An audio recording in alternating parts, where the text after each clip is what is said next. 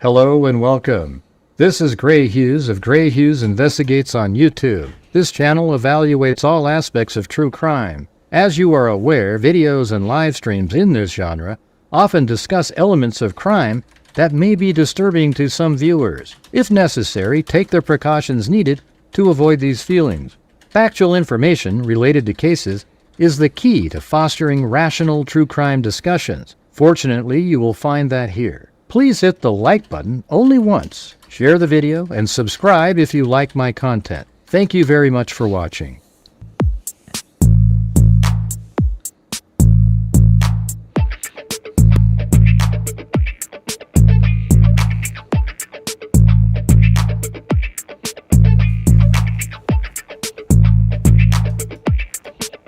It's a house! Huh? Did you hear what I said? Have you lost the last 3 brain cells, or do you just have cabbage for brains?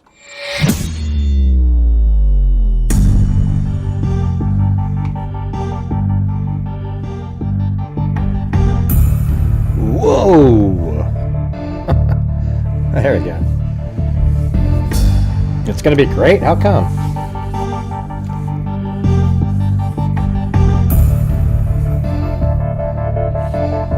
Just call him Kohberger, you guys. Let's not play the... We'll never refer to him as Kohberger again. Let's call him by his inmate number. Because now the inmate number means Kohberger, so why not just say it? Alright, cool. Yeah. Oh, yeah, well, it's new information for me. It's in that documents, the 500 and something pages. We're going through those. I haven't gone through them. And then we also have... you know, this Kohberger. Hey, wow, thanks. Brown-eyed girl right out of the gate. Look at that. 5 memberships. Very cool. She's always so kind. Thank you so much. We got, I feel so fortunate on my channel. We got all the great mods out there. They're always, you know, having to deal with these crazy troll nut jobs that show up in here. And, you know, a lot of times they make sure that I have information, like something comes out, they go, hey, Gray, have you seen this? So that's pretty cool. Let's see. And then I've got so many supportive people out here.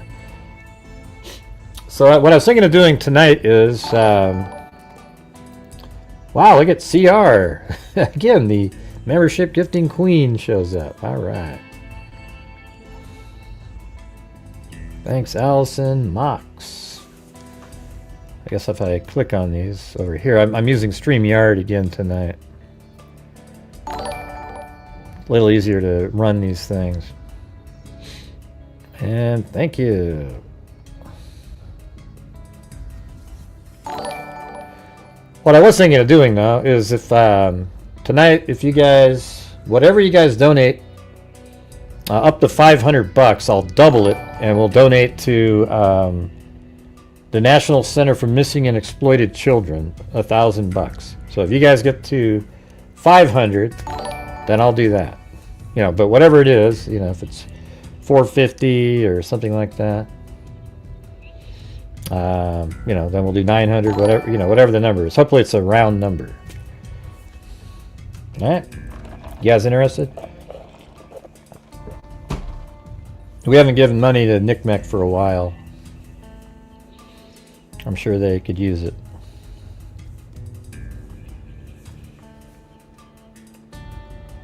People seem to like that. I mean, it didn't get viewed very much, the video that I made, but the people who watched it seemed to like it. They thought it was pretty good.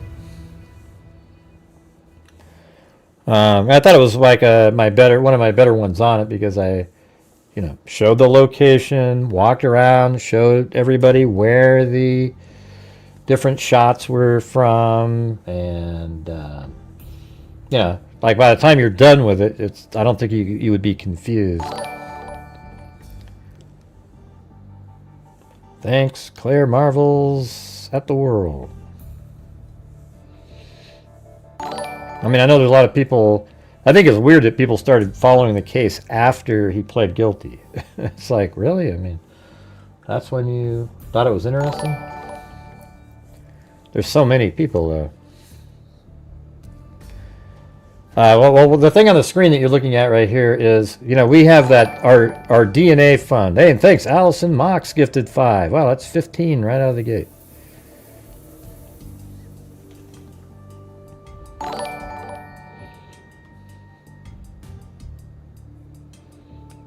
All right, so the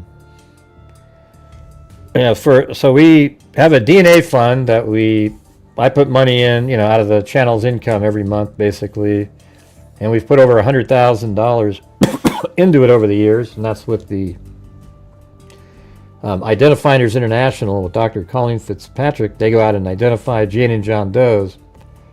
We're still working on 2 different cases.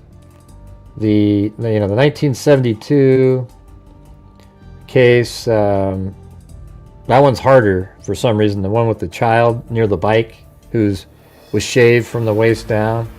Or it might not even be a child, actually. Who knows? So we got that one, and then we also have a torso case out of Indiana. So this is right where it is, right here. So this is Indiana, and it's sort of on the western side near Greencastle, I guess, Putnamville. Apparently there was back in 1974, a torso was found in this water right here, and then the torso was buried in this cemetery right here. And they didn't know exactly where in the cemetery it was because the gravestone was missing, and there was no known. There's just no information. They just didn't know where he was at all. But they did have one picture that they took of the funeral at the time, and using that and background information, I was pretty a big part of triangulating. Looking at the map of the area and figuring out where the grave was, and they found it right in that area. And so they took the body out of the grave, and Chewbacca? it was in one of those really expensive kind, Love your weapon. and they've been able to. So right now they're in the sequencing. They're sending it off to sequencing. That means the DNA passed all the other elements and they have it, and they're sending it into sequencing. So, hopefully not too long from now, we'll have an answer of who this guy is from 1974, which is 51 years ago, right? So that's because of our channel and us paying for it. I don't know if anybody's even paying attention, because not one comment in the comment section is related to what we're talking about. Hey, thanks, Carol Lehman. Hey, finally, there's one. Hey, Vicky White. All right, thanks for listening. Let's see. It's always that's so weird, Yeah. So I was able to look at the footage, and then some of these houses over here kind of lined up with it, and then we were able to find the plot. That's weird, though. I don't see it in there at this point. I think I must have lost the what I saved at one point. So there you go. That's something we do. So I don't know if you guys heard what I said a minute ago. If I'm going to double whatever you guys send in super chats, which is kind of stupid, because if you send 500 in, that's only $350 that the channel would get, then taxes. But I would send in 1,000 to, so if you did $1,000, it'd be, or $500, that'd be $350, and then I would donate 1,000 cold hard dollars, real dollar bills. I mean, they're not real dollar bills, but it's it's $1,000, which is equivalent to like 1,500 in super chats. So let's see if we can do that. All right. I've noticed it hasn't really moved much after I put out the, challenge. It just sort of,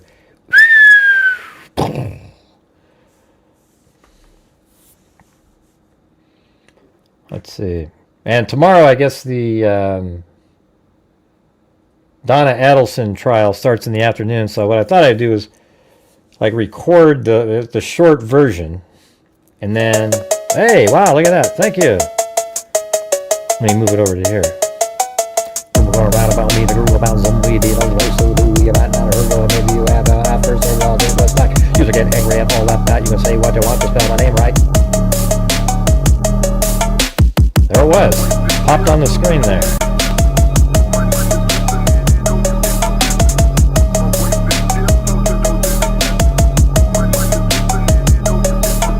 And no one even in jail. Not yet. Not yet. Not yet.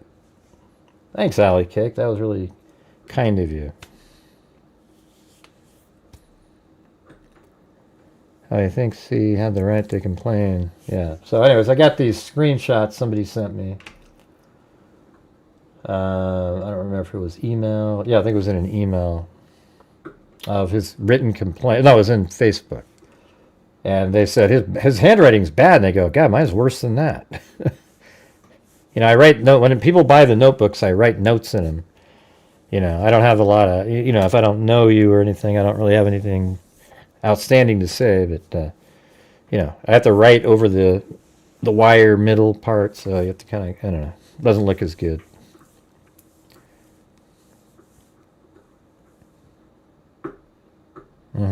Yep, he's crying in prison. So here's one of them right here. And I think Alley Cakes was sort of a signal for people to, you know, start helping support the channel tonight, since I'm doubling up whatever you guys send in. And we've already got 3 generous ones prior to that. We had Allison Mox, CR, Brown Eyed Girl, Allison, and Allison Mox again, and then Claire Marvel. So that'd be great. Yeah, my handwriting's worse than this. Yeah. Because we used to do cursive, and then everybody switched over, and I just, you know, as long as you can read it, that's all that matters, right? I have, on several occasions, not received all items of food on my tray, damn it. I addressed this during service, something. Let's see. I addressed this during service and have yet to receive any replacements. In fact, the kitchen is not even called. The policy book confirms items missing, which are pointed out at the time of service, will be replaced. I wish, let's see, I wish to something, I wish to, without exception, receive these replacements, damn it. Addressing the issue, we staff at the time, let's see. I addressed these issues with staff at the time of the meal service. I suggest the following solution. I wish for, I guess you got to read that part. The problem is I have several occasions not received all items of food. I just went through that, and it says, I've tried to solve the problem informally by addressing the issue with staff at the time of the meal service. I suggest the following solution for the problem. Just give me my damn food at the time.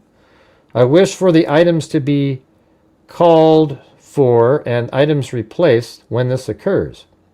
The nutritional standard is not being upheld unless I receive my full tray. Brian Kohberger, the nut job.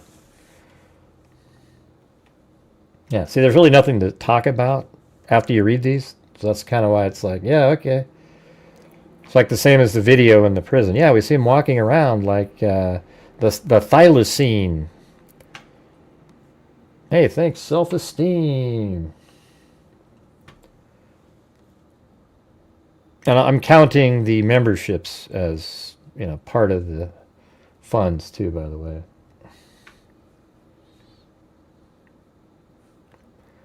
Let's see. As I continue the SPI phase, I wish to discuss if I may be transferred to another AdSeg setting.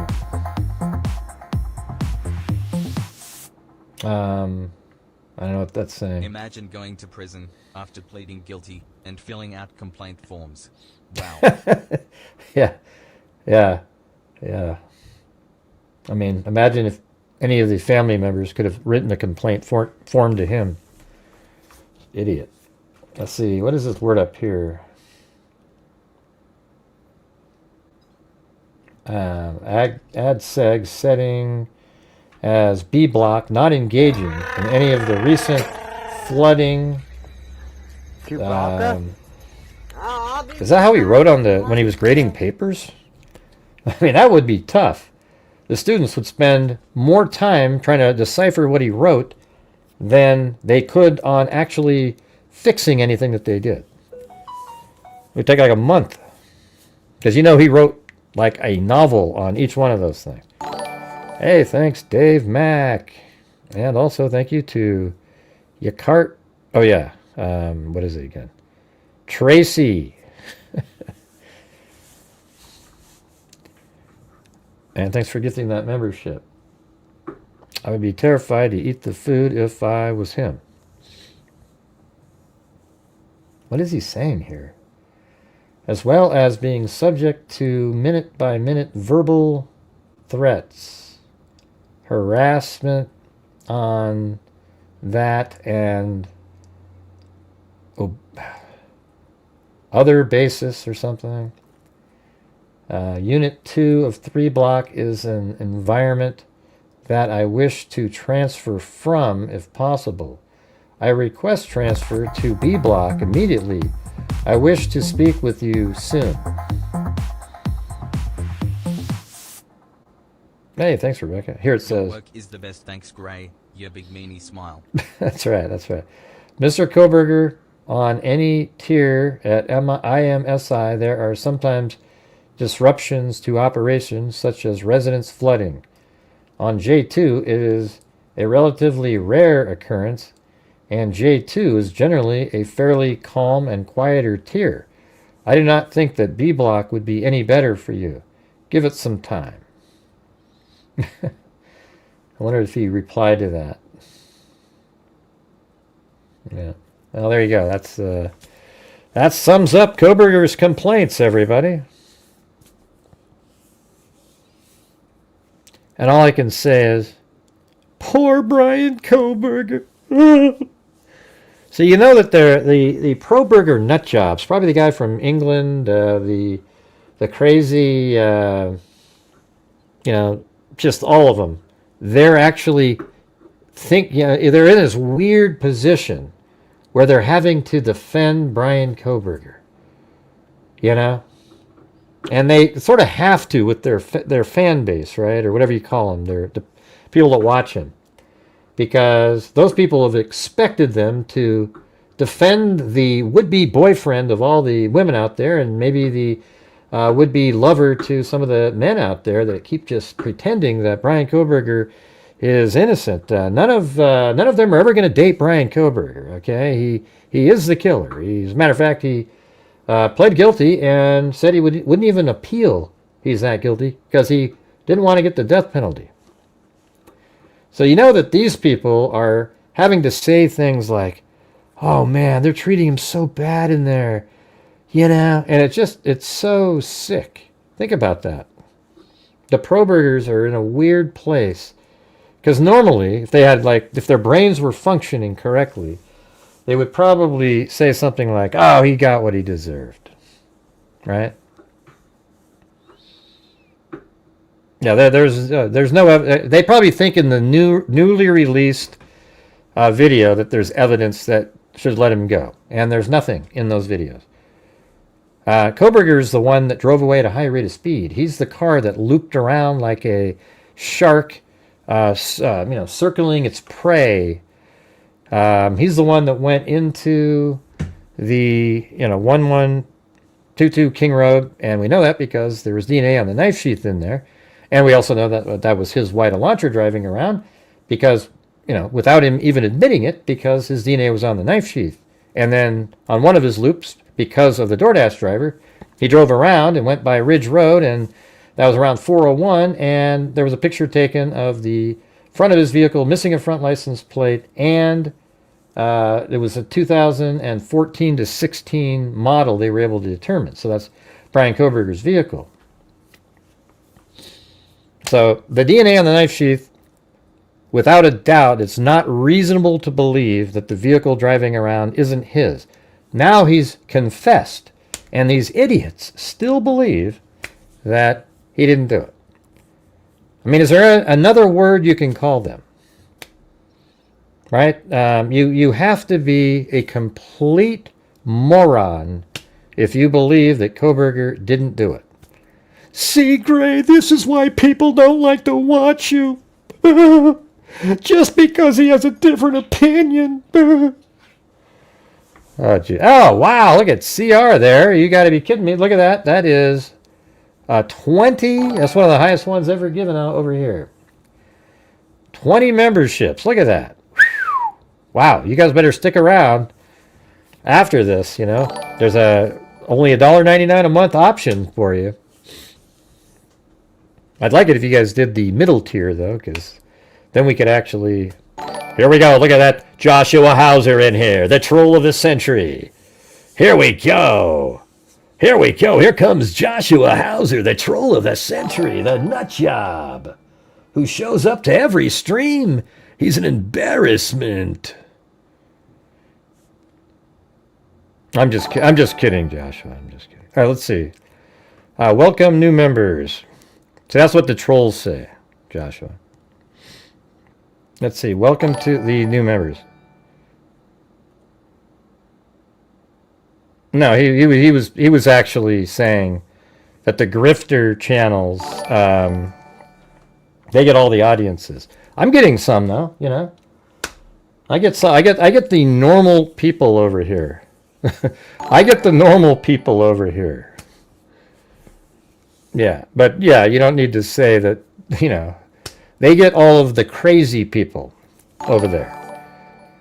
I guess they feel like a lot of people think, Gray, why are you still covering this? Well, I am because this case has been really, I guess you could say, like one of the ones that I was just so interested in. And all this new information is coming out where we get to keep putting the puzzle together on a case that, what do you call it, that... you know, we didn't really get the answers that a trial would have provided. So I guess what we have to do is back engineer the case with the information. Yeah. People don't think it's... but anyways, thanks so much up there, CR. That was, you know, incredibly generous. Thank you. And thanks, Mary Bezick.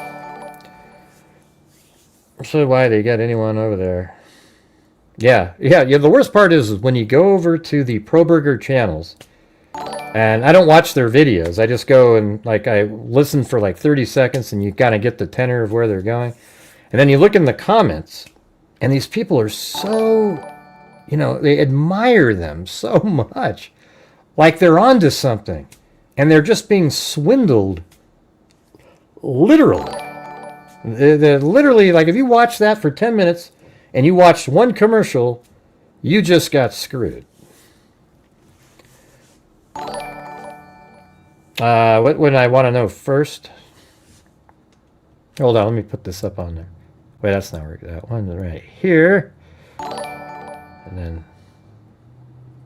how come that one... hold on. Wait, I keep clicking on the wrong side over here. Okay, so we got Kimberly... and Mary Bezick, and then CR. You can hear her memberships are still ticking away. There's so many of them. Oh, so it was what facts would you want to know first? Well, I would want to know where the knife is first. That'd be the very first thing. Where he put. Well, basically, where did he put the knife and the bloody clothing? And then I'd want to sort of work back, like. You know, what did you do when you got to your car? I support this channel for the great work and wonderful charities. Red heart emoji. Well, thank you. I want to do it like that, like go backwards like that, and just figure out where, you know, you put that information. You know, the knife sheath and the clothing, and then, you know, I'd like to like go walk through step by step. You know, like first how he determine whose house that, you know, where he was going to attack. You know, did he have a target specifically? I think it was Madison Mogan. Where did he park the car when he went into the house? How did he actually, like egress down into where the house is? How did he, when he went in, did he stay outside for a little bit of time?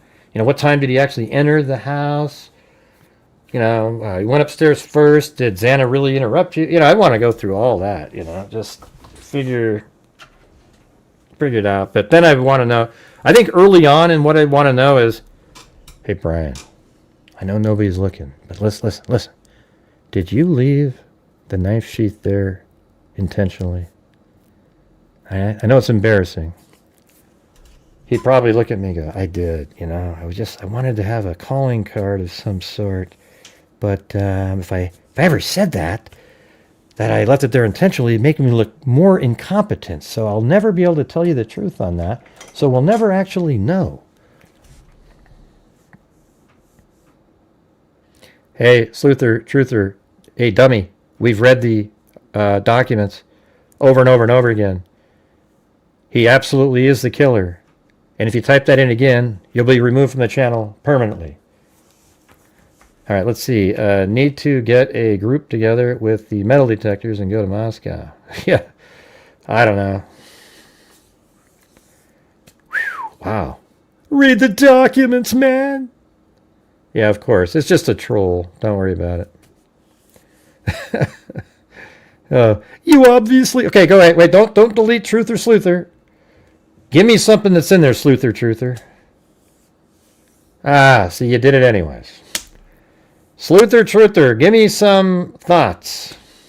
What is it? Give me something. One little factoid in there. Go ahead. Just one. We've read them all. Go ahead. What is it?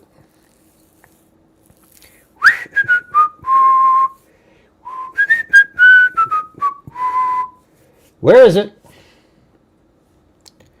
Where is it, Sleuther, Truther? We're just waiting. Hey, look at that. Kathy Giles gifted 5. Very cool. Hope you didn't remove the person. I just...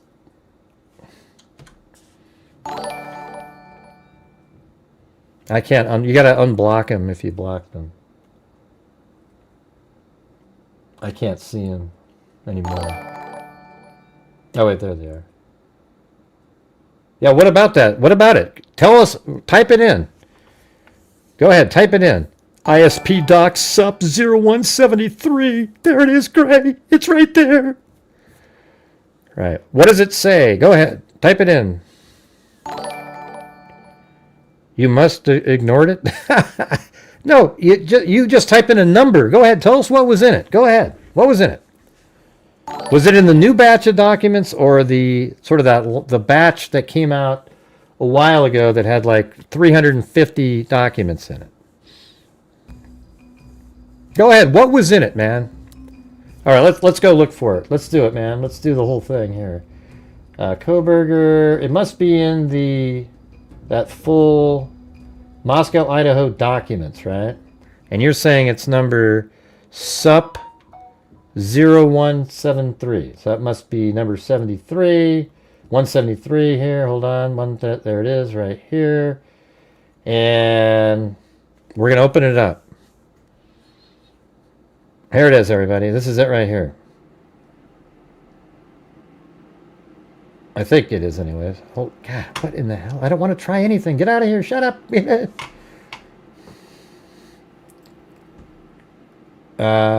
Well, this is SUP 0173.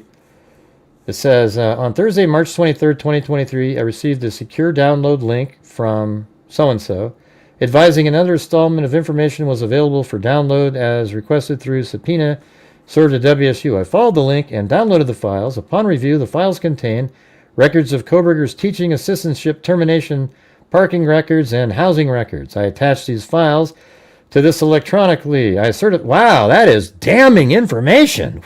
Whoa, you really got me there, guy. Holy crap, you really nailed it. All they did was get some documents. What an embarrassment. All right, gotta get rid of that one. See what I'm talking about? Wait, that's what it's called. What do you mean wrong docs? It's right there. Okay, that's Moscow State Police. Okay, let's go to the other ones. All right. It would have been helpful if you had said that originally. All right, let's see if I put that in there. And you're talking about the new batch that came out? This whole big document here?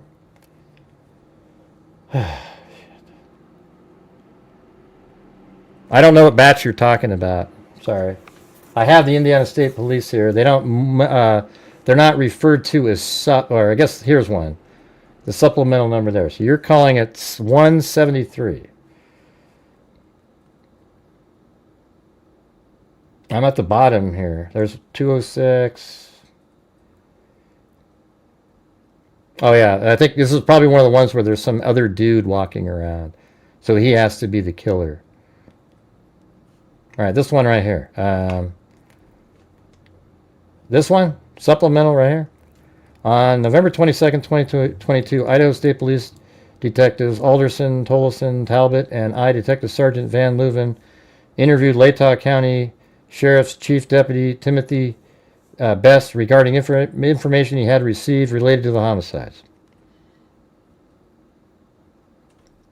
All right, and then it continues down here. All right, let's go. Right here, right? Van Leuven interviewed Latah County Sheriff's Chief Deputy Timothy Bessett regarding information he had. Best advised he had received information from a blank, blank, blank related that he had received phone call from blank, blank, blank, blank, blank, who sounded drunk. This person lived at blank in Moscow, Idaho. This address is approximately 350 feet from the house where the homicides occurred. All right, so if we go to the house up here. Now, nobody skips them. Kohberger's the killer, so who cares if you read the other, like go through and go, ooh, look at that. It's not a mystery anymore. What the part that's a mystery is how it all went down. That's it.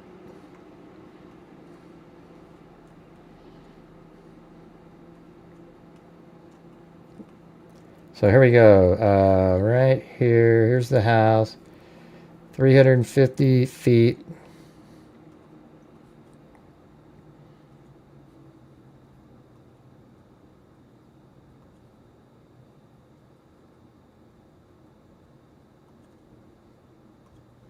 Right, so it's inside, like probably, I don't know if it's over here or right there, but they're saying it was 350 feet. It's already outside of it. Let's see, where is this? This address is approximately 350 feet from the house where the homicides occurred. He advised his uncle used to work for ATF and that he had his uncle's ATF hat and jacket. He said he put on his hat and jacket and walked into the crime scene when the bodies were being removed. He said he had walked into the crime scene and observed the blood evidence. He said he spoke to a Moscow police officer named so-and-so, who's not a Moscow Police Department officer. He was a recruit, but didn't make it off FTO. He said he wanted to search his house, but said that he would not give him consent and said he would have to talk to his landlord. He said he described the crime scene as shooting a deer inside an apartment building. Further told so-and-so that he was outside of his house getting ready for a hunting trip when he heard a car starting up at approximately 3:45 a.m. on the morning of the homicides and saw a car come from the area. I remember reading this. Come from the area of the homicides and drove past his house. He had no vehicle description other than it was a car. He told so-and-so that all the victims were double tapped in the house. Well, that just shows this right there, he's not the guy, right? I mean, what the hell are you talking about? Double tapped. Like they were all shot. He didn't go into the house.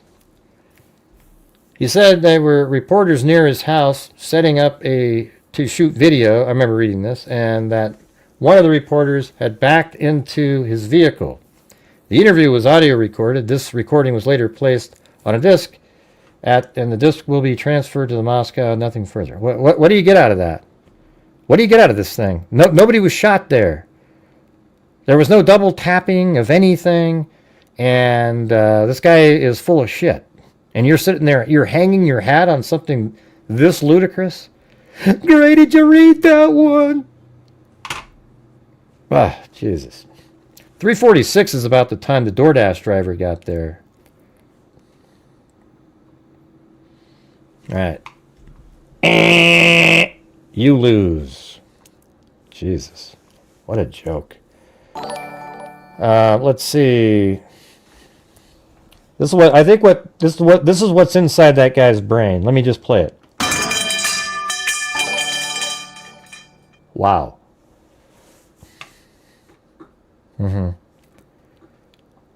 Impersonating an officer and contaminating. Oh, so you're looking for an out to get a killer off, sleuther, truther. I see. A minute ago you said he was innocent because of this. But now you're looking for like a way to get him off by a technicality.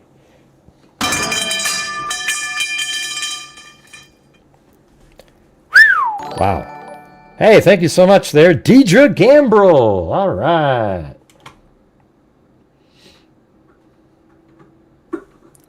Yeah, so tonight if we get up to a $500 range with new members, gifting, or, you know, super chats, I'll donate $1,000 to the National Center for Missing and Exploited Children, and that'll get us up to $1,500 so far this month already.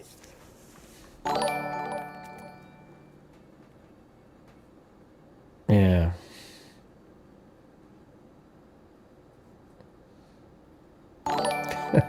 I'm not sure who you're talking to. Let's see. You got to tag people there, Chris, so they know who you're referring to. Yeah, boo-hoo, Kohberger. I'm never watching again. Ooh. Yeah. Yeah, I don't know if you guys watched the whole show last night, but at the end, I have these sound effects that I can put on, and I was trying to, I could hear them on my end, but I was singing. I wasn't even trying to sing. You just have to get your voice going, and it makes this music out of it. But the effect wasn't working for everybody else.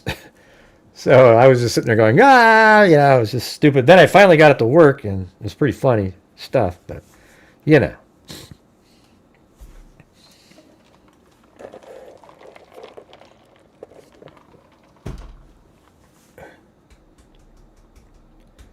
What is the XP stuff?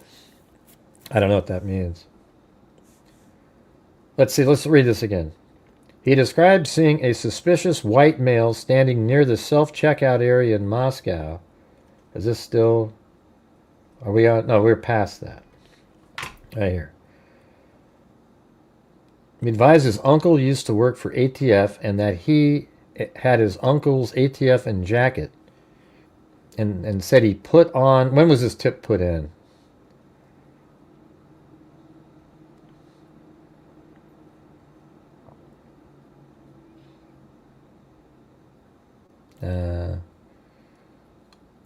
Respond date 11/22.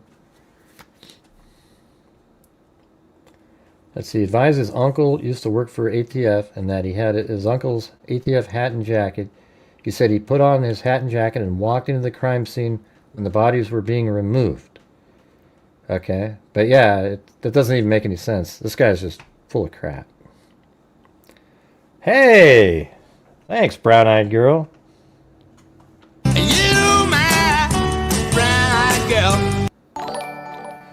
Thank you. Very cool. Did we ever find out what Maddie and Kaylee were talking about with Adam?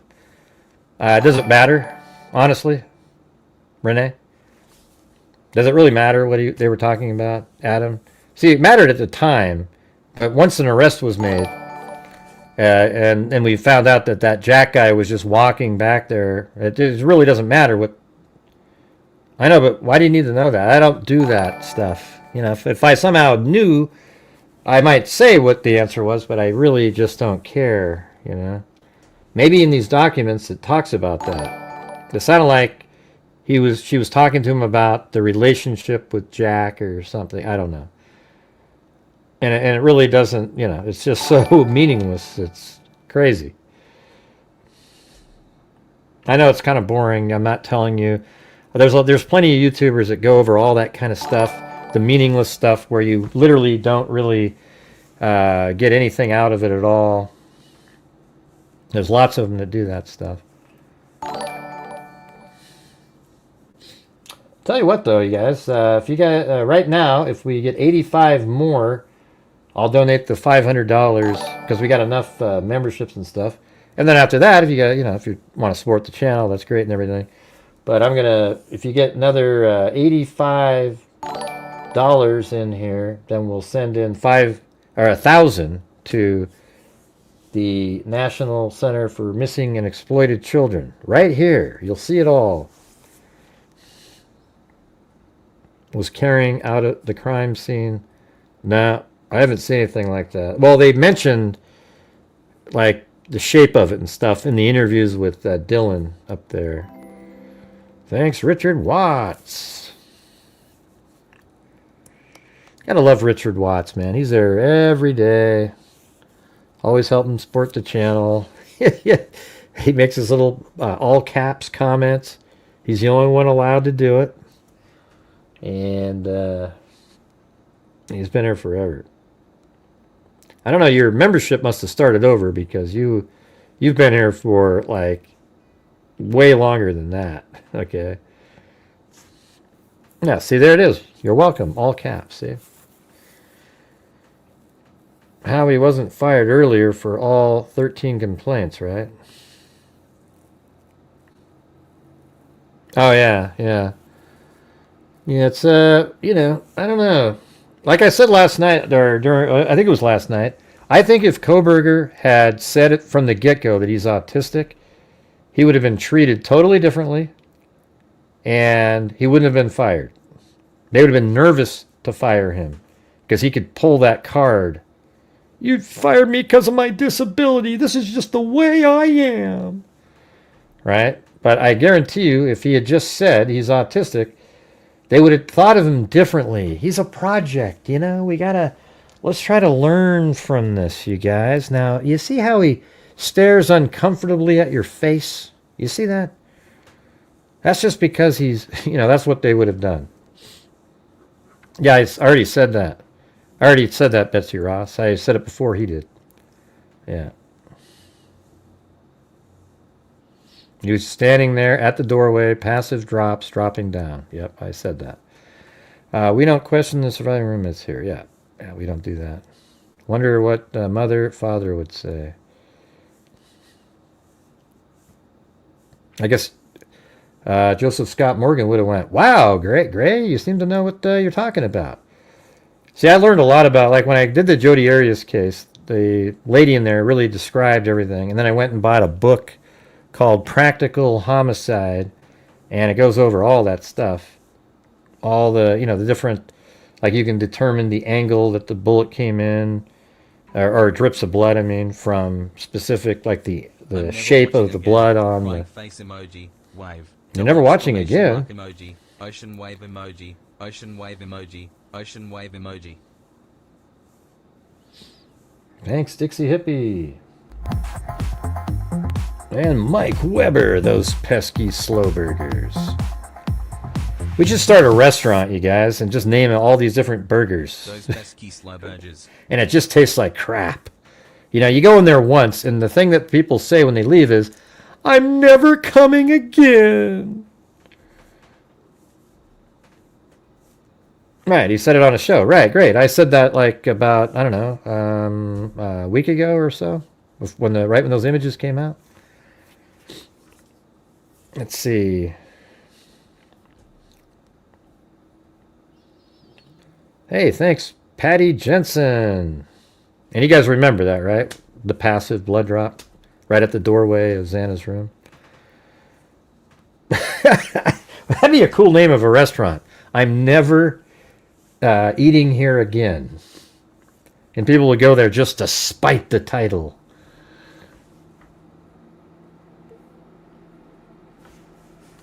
Oh, yeah, I guess, well, it goes in my email, so I don't really get notified. Let's see.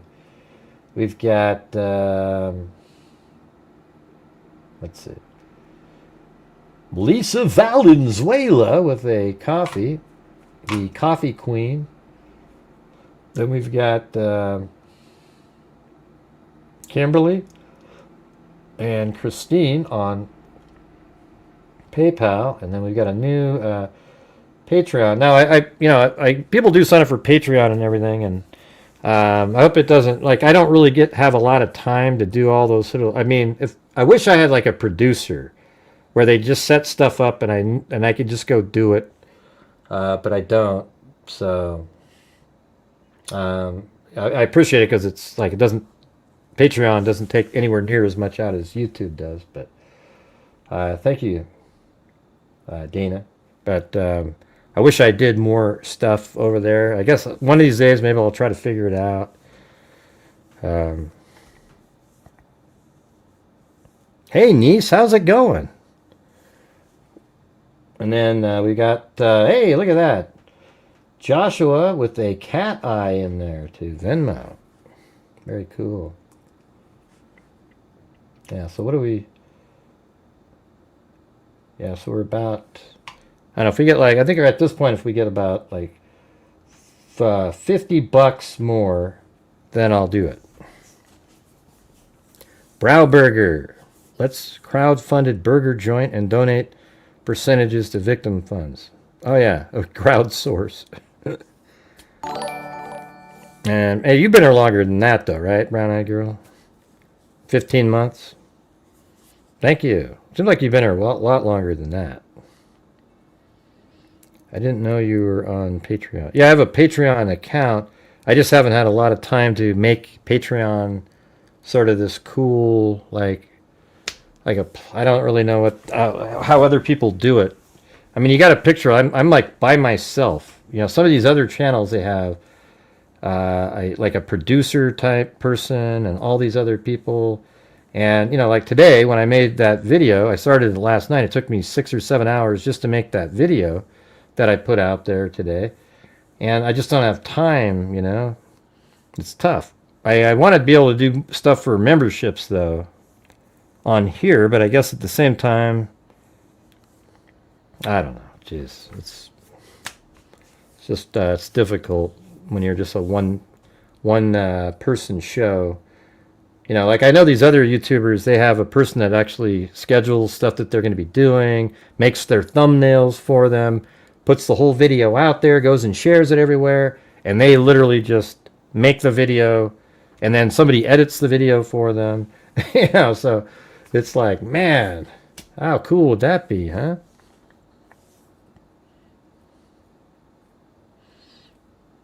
You guys still here? Oh, come on, brown-eyed girl. All right, here we go.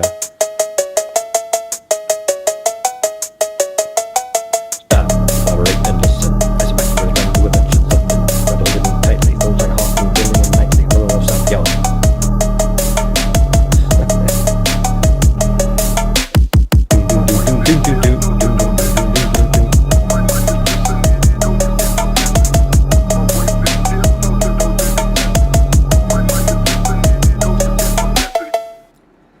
There it is, you guys. The National Center for Missing and Exploited Children. And here we go. Donate. Other. See, we're not even on the screen. 1,000. Continue.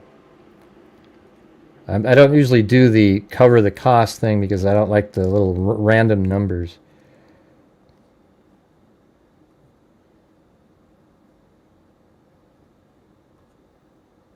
Well, I don't know who to donate to. We just give them money. All right, let's see. Continue. And is this one of the ones? I can't remember if this is one that I have to actually fill stuff out in. I gotta go do this off the screen though.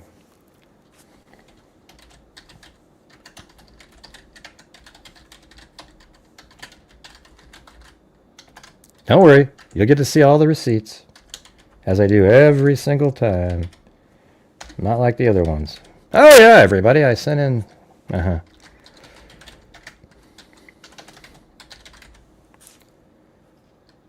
Would you like to receive a free knick-knack tote bag with your... No.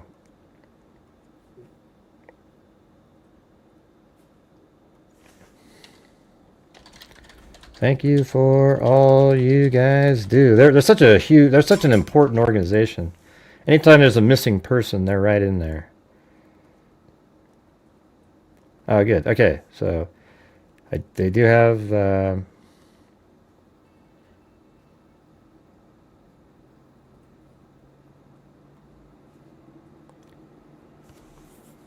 All right, and go.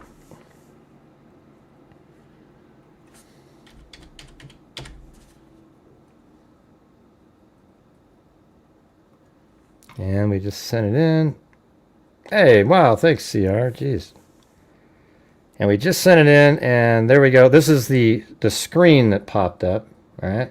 So donation amount 1,000, one time, and there's my email address, and we just sent that in. All right. So that's on their website. Okay. So just showing you all the different things. So now I'm going to go over to my email. I always have to scroll it down, so it's just at the bottom because we had an incident where the trolls looked, oh, look who Gray emailed so-and-so, and they bugged the hell out of people. So let's see, right there at the bottom of the screen, right there, I opened it up, and there it is. Thanks for your payment to PayPal. Let's see, there it is right there, $1,000. And it went to National Center for Missing and Exploited Children right there. All right? See it? Boom, boom, boom, boom, boom. And so there we go. We just did it. And now we're going to go ahead and update so I'll make this full screen. Go to this one, main. Got to get these numbers fixed over here. You can't really see them with this when I'm on this site because there's a screen that goes around. I guess I could turn that off. The banner or media assets. What if I just turned it off?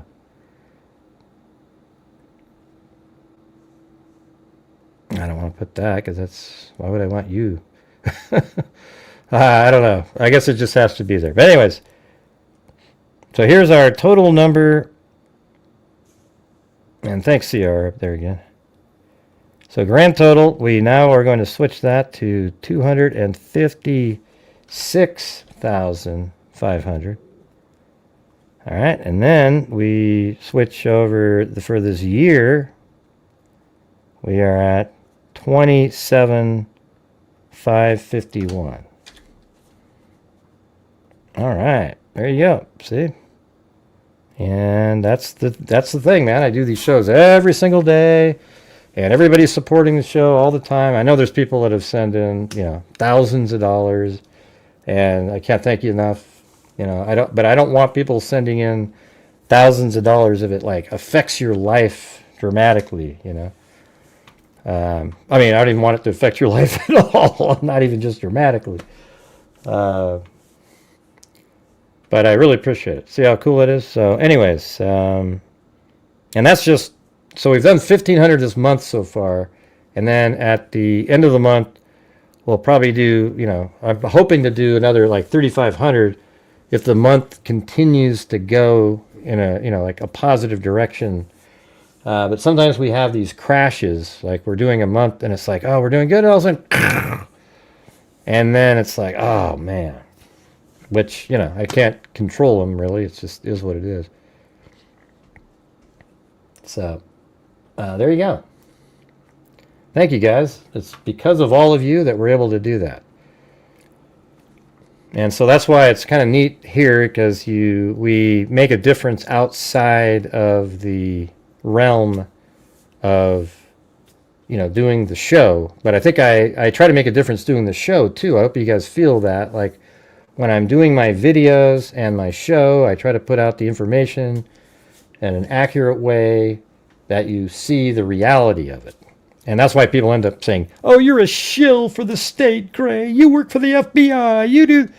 Right, because what I'm saying makes too much sense to be just a random YouTuber, right? That's the thing. I almost take it as a badge of honor when somebody starts telling me that stuff. And it started back in the Kanika Jenkins case. Actually, even in Jodi Arias. I would cover Jodi Arias' case. And when I covered Jodi Arias' case, at first I was like, oh yeah, she went there with a knife and she did all this, blah, blah, blah, blah, blah. And then when I studied the information, I realized that the gunshot absolutely 100% was first in that case. There was not, she didn't go in and stab him. It was 100% gunshot first, and he just didn't die from it. So she had to get a knife and then attack him with that. She probably only put one bullet into the gun because that's what some, and I think she was going to try to make it look like he was taking his own life while he was sitting in the shower. And that's why she staged the robbery, etc. And she didn't want to even be, anybody even know that she was there. And then I was able to find all these different elements in trial that absolutely showed that they were Juan Martinez and the medical examiner, Kevin Horn, and they were just conspiring to change the order.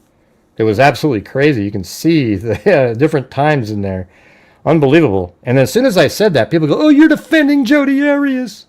And I go, no, she absolutely killed him. But the knife was not first. It was a gunshot first. It's really clear. It's obvious. The state just went with knife first because Jodi Arias had said that she used a gun first, and that matched what the state had said for a year and a half. So then they switched it just before trial to the knife was first. And that's why it doesn't work for them, but they were able to sneak it in because everybody hated Jodi so much that they're willing to just go, yeah. Juan Martinez is a dirtbag. Okay, that guy is he got kicked out of disbarred, and so the thing is while Jodi Arias she should have got the death penalty. He did stuff that was totally unethical.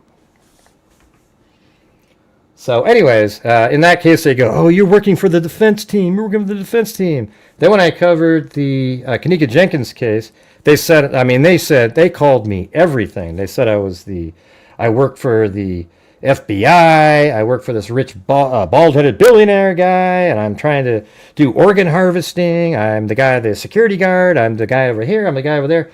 Because what I was putting out was so devastating to the conspiracy theory nutters in that case that they had to pretend that I was something else. All right? And then you go over to the Delphi case. Same damn thing there. Right? Same thing. It's just, I think in some ways it's cool, right? Because what they're really saying is, damn, Gray, you shot out all of my conspiracy theories, but what I'll do is I'll try to destroy your credibility so that I can still go with my conspiracies. It's stupid. Thanks, Scott's Garage.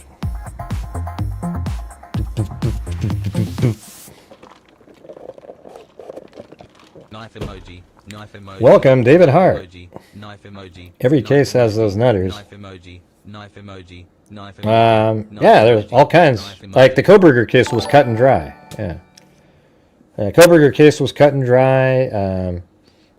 Compared to the Delphi case, certainly. It was just cut and dry. I thought the Delphi case was cut and dry too. But, I could see how some people might come up with alternate. Yeah, I don't know. I don't even understand that either. Sometimes when you look at information, it's just done, But yeah, see, Watt's case was, we don't talk about him in here, but that case was cut and dry, but the conspiracy nutters tried to blame it on the girlfriend so that they can continue to discuss the case.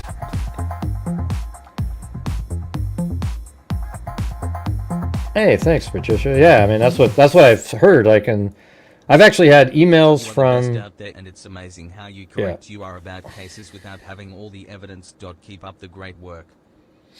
Yeah, thanks. See, right here, what she just said is, I've actually had these cold case detectives email me and say, man, you almost nailed this thing and you don't even have the case files. Just by reading the newspapers and putting everything together and using common sense, logic, and reason. You know, so it's kind of like, hey, all right, I must be doing something. I can't stand it. Chris Watts' case is just, it was done in what, like 2 days. It was already over. This one was supposed to go to trial, and we're still waiting to try to get all of the information about it. It's just a really boring, I don't know, that case just never grabbed me at all, especially the crazy conspiracy nutters on the surveillance footage. Now, some of the stuff that some of them were saying was true. You could actually see the little kids being, their shadows underneath the truck being moved into the pickup truck. That was pretty crazy. Well, thanks, Betsy Ross, but people don't know that, what you just typed in there. I have a very, like right now, why isn't there like 900 or 1,500 people watching? Like some of these newbie YouTubers that came from the networks. They get like 3,000 people watching, and they're not even saying anything interesting. All right, so we're going to go ahead and I'm going to go look up some more of these documents over here. So we have like Kaylee's boyfriend was interviewed, and we haven't read that one yet. You guys interested in that? I wanted to see what, maybe he explains, because I haven't read it.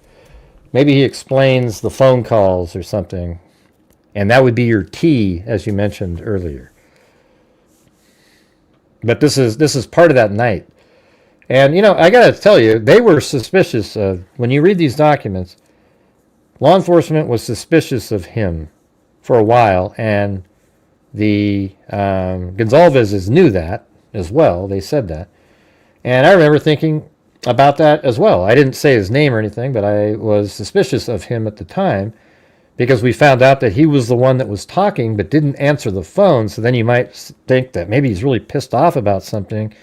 And, maybe there was something to do with what did you say to Adam and things like that. And, what did you say to Adam? And maybe there was these little conversations that happened and about something, and he was really upset. It made sense at the time, but then as soon as they cleared him, I went, oh, forget it. And I deleted the video, and I never even mentioned his name anyways, but I don't want to have something that I, now, don't even, I didn't believe in as soon as they said that.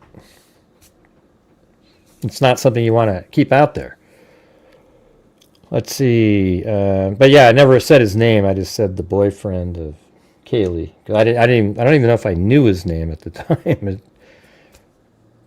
I don't know if Adam is it in here? Adam's interview? I couldn't see. They block out everybody's name, so you don't know. If you can tell me if it's in here and what number it is, I'd read it. But again, it's like actually admitted to the murder, right? And the Delphi case, Richard Allen confessed like 60 times. And you got the same crazy people that say he was forced to. Same exact crowd of nutters. Yeah, I was suspicious of the hoodie guy that was at the grub truck until I saw him walking with them from the... what the hell's the name of that bar again? Shit. Some of the names aren't popping into my head tonight. It's probably all the steroids I'm taking for my foot. Corner Club. I just remembered. Yeah, so they're at the corner. Oh, it says it right on the screen right here. See that? Yeah, so they're at the Corner Club. Yeah, I said Corner Club. If you got, here we go, everybody. Here we go. Watch this. Here we go. Corner Club. Who else is going to type in Corner Club? Corner Club. Who else is going to type in Corner Club? Here we go. You want to put 30, sir. 25 to M, you're out. 25, 30, now 5. I'm 30. Yeah. It's so funny. You guys are so fast, man. I swear to God. Yeah, my foot. Yeah. Well, the thing is I had gout one time. I hate the term gout. It sounds gross or something, but it's actually just arthritis caused by uric acid from like meat. Like you eat meat and your body, you know, it makes this really painful crystal thing that goes inside your joint. And it just, So this time it's not as bad as the original one. And the steroids are really amazing, are working at this point. Like getting it under control. But it's hard to walk, etc. It does. It hurts really shitty. I mean, it's not good. Let's see. Corner Club, everybody. I mean, look at. I got to tell you guys, this is how fast people are. I'll go. Let's see. It's 1, 2, 3, 4. What number comes out there for? Oh yeah, 5. And there's already people going 5, 5, 5, 5, 5, 5, 5, 5, 5, 5, 5, 5, 5, 5, 5, 5. You know, it's like wow. You didn't even give me 1 second. Yes, hoodie guy and boyfriend, they went through hell on suspicious. Yeah, but the hoodie guy, he was only suspicious to me for like a day. And he really wasn't even that much at first. I was just kind of like, hey, what's that guy? He's looking, it's kind of weird. Maybe he was pissed off at them when he walked away, you know. And then as soon as you see him walking from the Corner Club with them, you go, oh, he's just a friend of theirs. He was probably making sure that they're okay. And that's it. I mean, and that's when you stop looking into it, you know. But you get these people like, oh, I'm not done yet, man. I got to keep going. Oh yeah, I got to keep going here. Let's see. Wild. So, anyways, if you find the Adam interview, I'm sure he was interviewed. Let me know.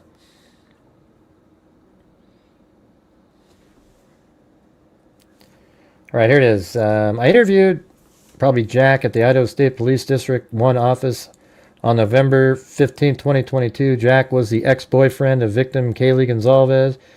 Jack had been dating Kaylee since they were in high school and dated on and off for approximately 5 years.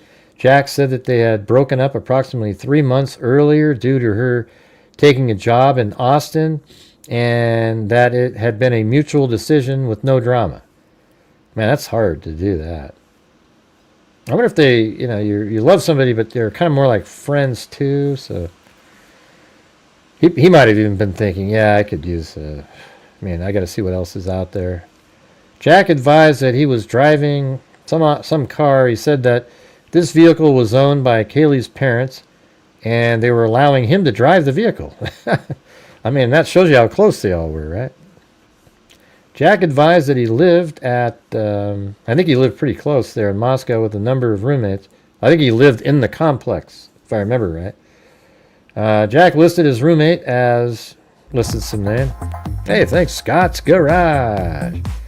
And I noted that the location of Jack's apartment and the crime scene were near each other, right? I noted that Jack and his roommates were all members of a fraternity. I asked Jack to describe his whereabouts and events leading up to the time that the homicides occurred on Saturday, November 12th. He advised that he was at work at some place, and then between 2:30 p.m. and 10:30 p.m. he was working mostly in the kitchen. Jack drove home to the duplex and went upstairs where he found roommates and listed the names. Also present was a friend who was not a roommate named so-and-so. They went downstairs, changed into a sweatshirt, got a beer, and waited for a sober driver who was, they gave a name of a freshman, probably at the fraternity, that was required to stay sober and drive people around to come pick them up. Jack said that the sober driver arrived in what he thought was a black Nissan Terra and took him and his friends to the Corner Club. So he went to the same place that Kaylee, Madison, and the other Jack were at. Jack said they arrived at the Corner Club at around 11 p.m. He said the club was packed and they were admitted in because his roommates, so-and-so, was working at the club and let him in. Maybe that's Adam. Jack said he got into a confrontation with the something member named somebody because, let's see, Adam had been messing with one, maybe it's Adam, messing with one of his friends, I don't know.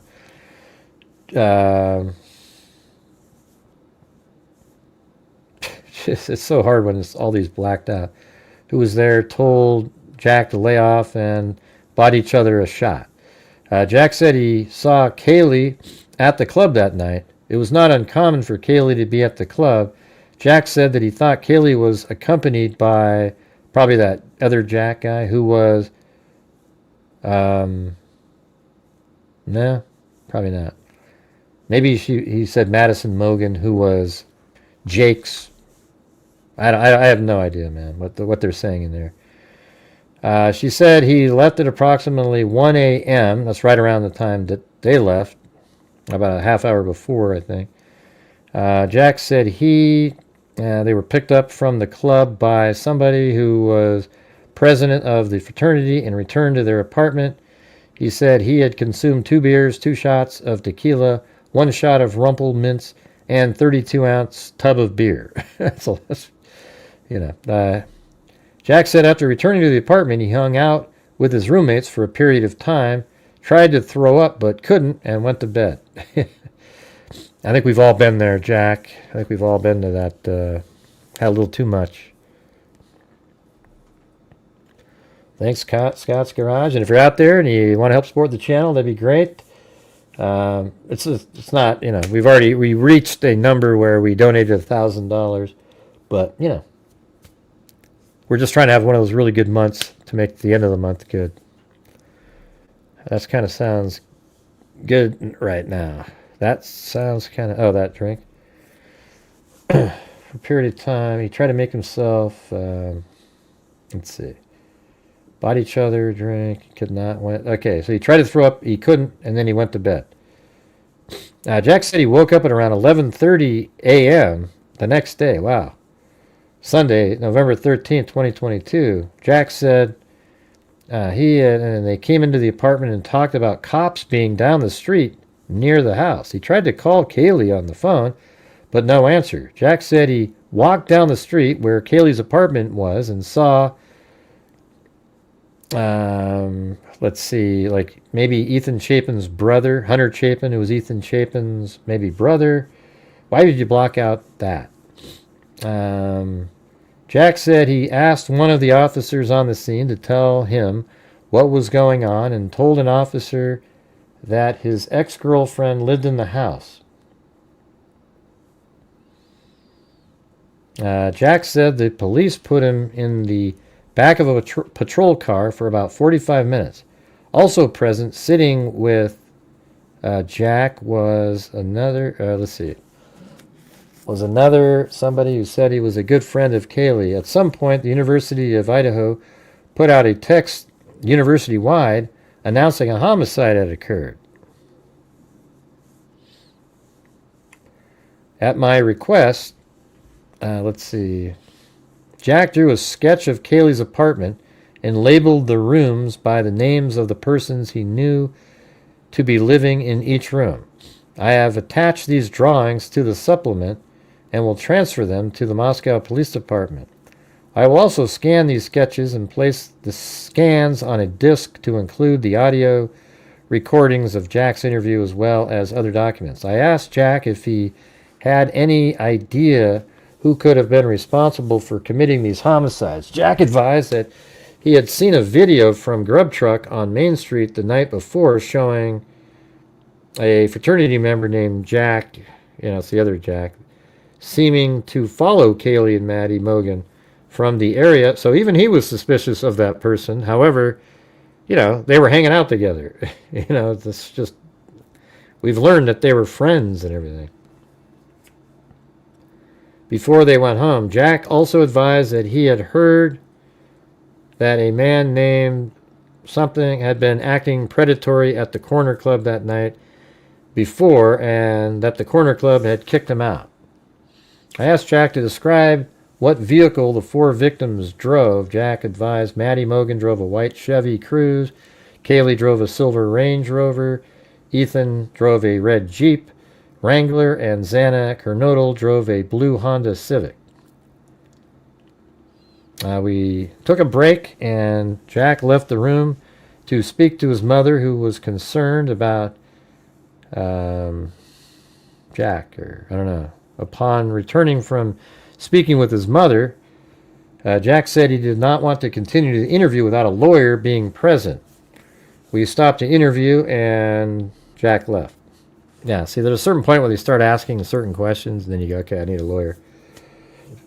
Jack returned on November 17th, accompanied by his attorney, Jed Nixon.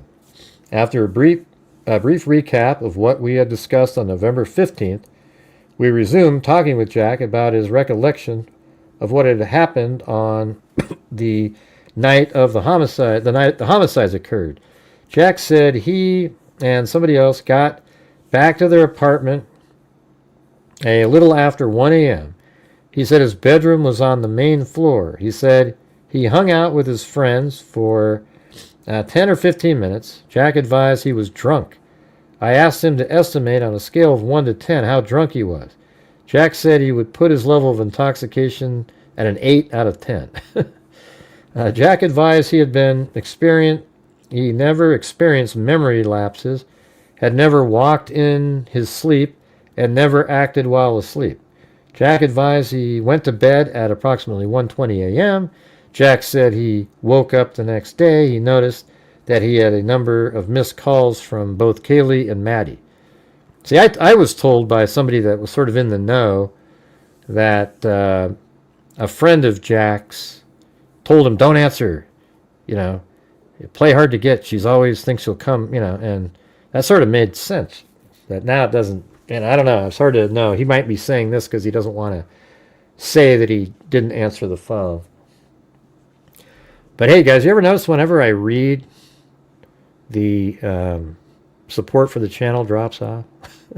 Is it my reading? Is that what it is? Do I put people to sleep? Is that the problem? I think it might be. They blacked out. Let's see if it was a lot more obvious if you had help. There's nothing. It's a baseless theory. I don't even know what you're talking about. I always notice that It's Me Mike talks about stuff completely unrelated to what I'm talking about, kind of derailing people from talking about what we're actually talking about. Let's see. All right, cool. All right.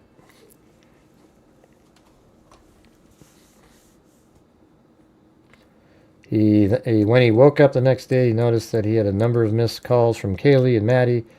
There were approximately 7 from Kaylee and 3 from Maddie. I think that's exactly right.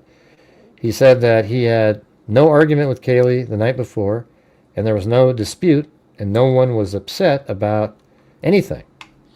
I noted in looking at phone records, but there were, let's see. Well, try to chat about what we're talking about. I think that'd be more interesting. Now, let's see. I watched your new surveillance video. I've seen a reflection of a car headlights at 4:20. Yeah, we've all pointed out all those things. I think I think there's one time at when the vehicle. I think it's possible he moved the car at 4:13 because there's a little. He maybe moved it down a little bit lower because now he's ready, and then he ran, went into the house. Because that car only moved for just a little bit, and it was right there, pretty loud. Mm-hmm.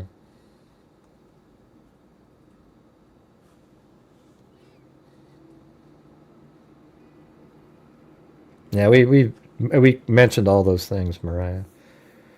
I'm just putting what the document said, but we've talked about all those things when we've analyzed it.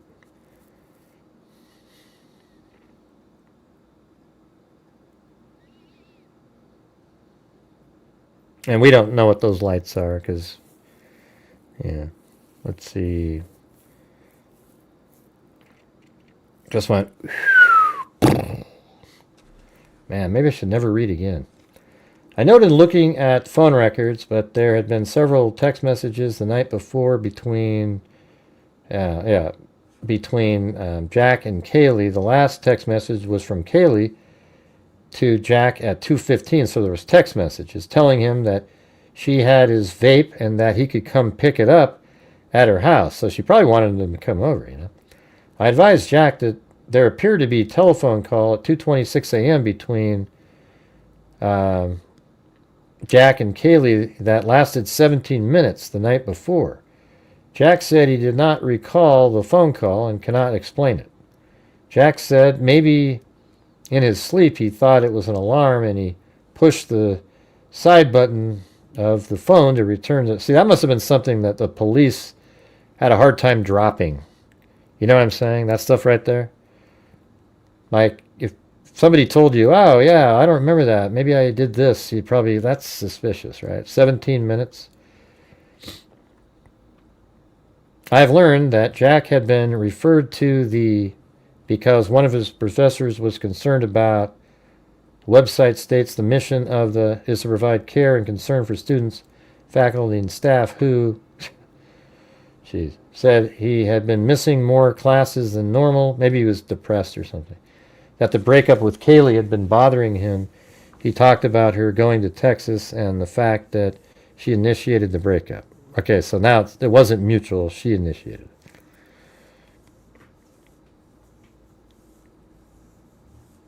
I asked Jack directly if he had committed these murders.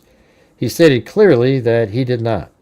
Jack consensually gave a DNA sample at my request. He also consensually gave his cell phone to be downloaded. I later took the DNA sample and transferred them to the custody of the Moscow Police Department. I took thumb drive containing the download from Jack's phone and transferred that to the custody of Moscow Police Department.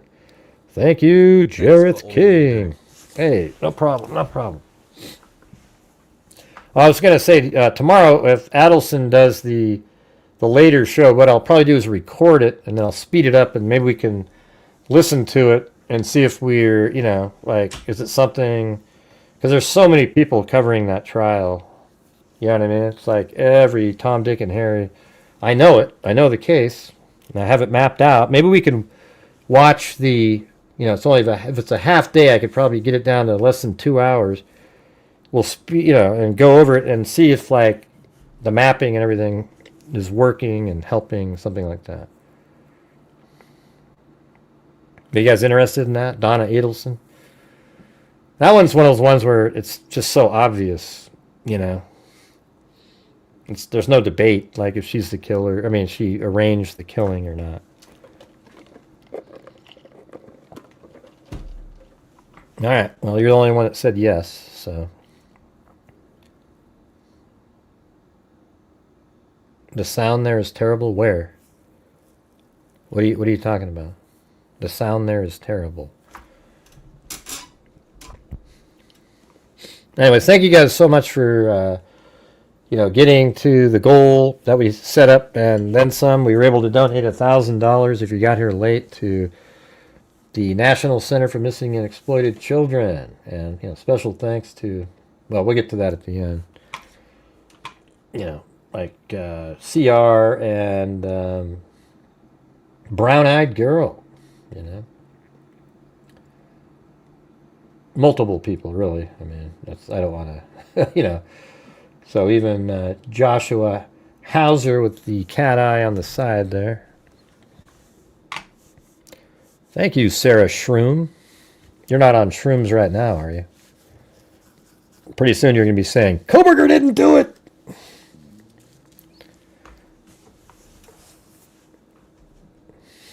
That's my real last name, Gray. How dare you? Oh, I thought it was a joke. Shroom, like... No, it's really our name. Yeah. I mean, should I do Donna Adelson? See, here's the thing. There's going to be more information coming out in this case. So if I do Donna Adelson in the evening, and I just do the quicker, I speed it up and get it down to like 3 hours and 50 minutes, and we go over it, and then all of a sudden there's Kohberger stuff. It's like, how do you switch over? There's so much stuff coming out daily almost, it seems like. And I got a whole bunch of stuff that I'm ordering. I'm going to have to spend, I think, close to $1,000 on videos and all these things because I'm the first one to order them. Like, they haven't been ordered by anybody else, and then it's a lot cheaper. But I'm paying for the initial research, to go get this stuff.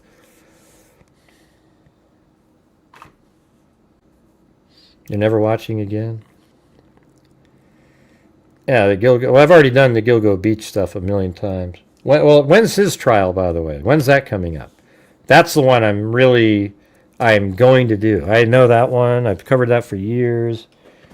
Donald Adelson I covered years ago, and then just recently again.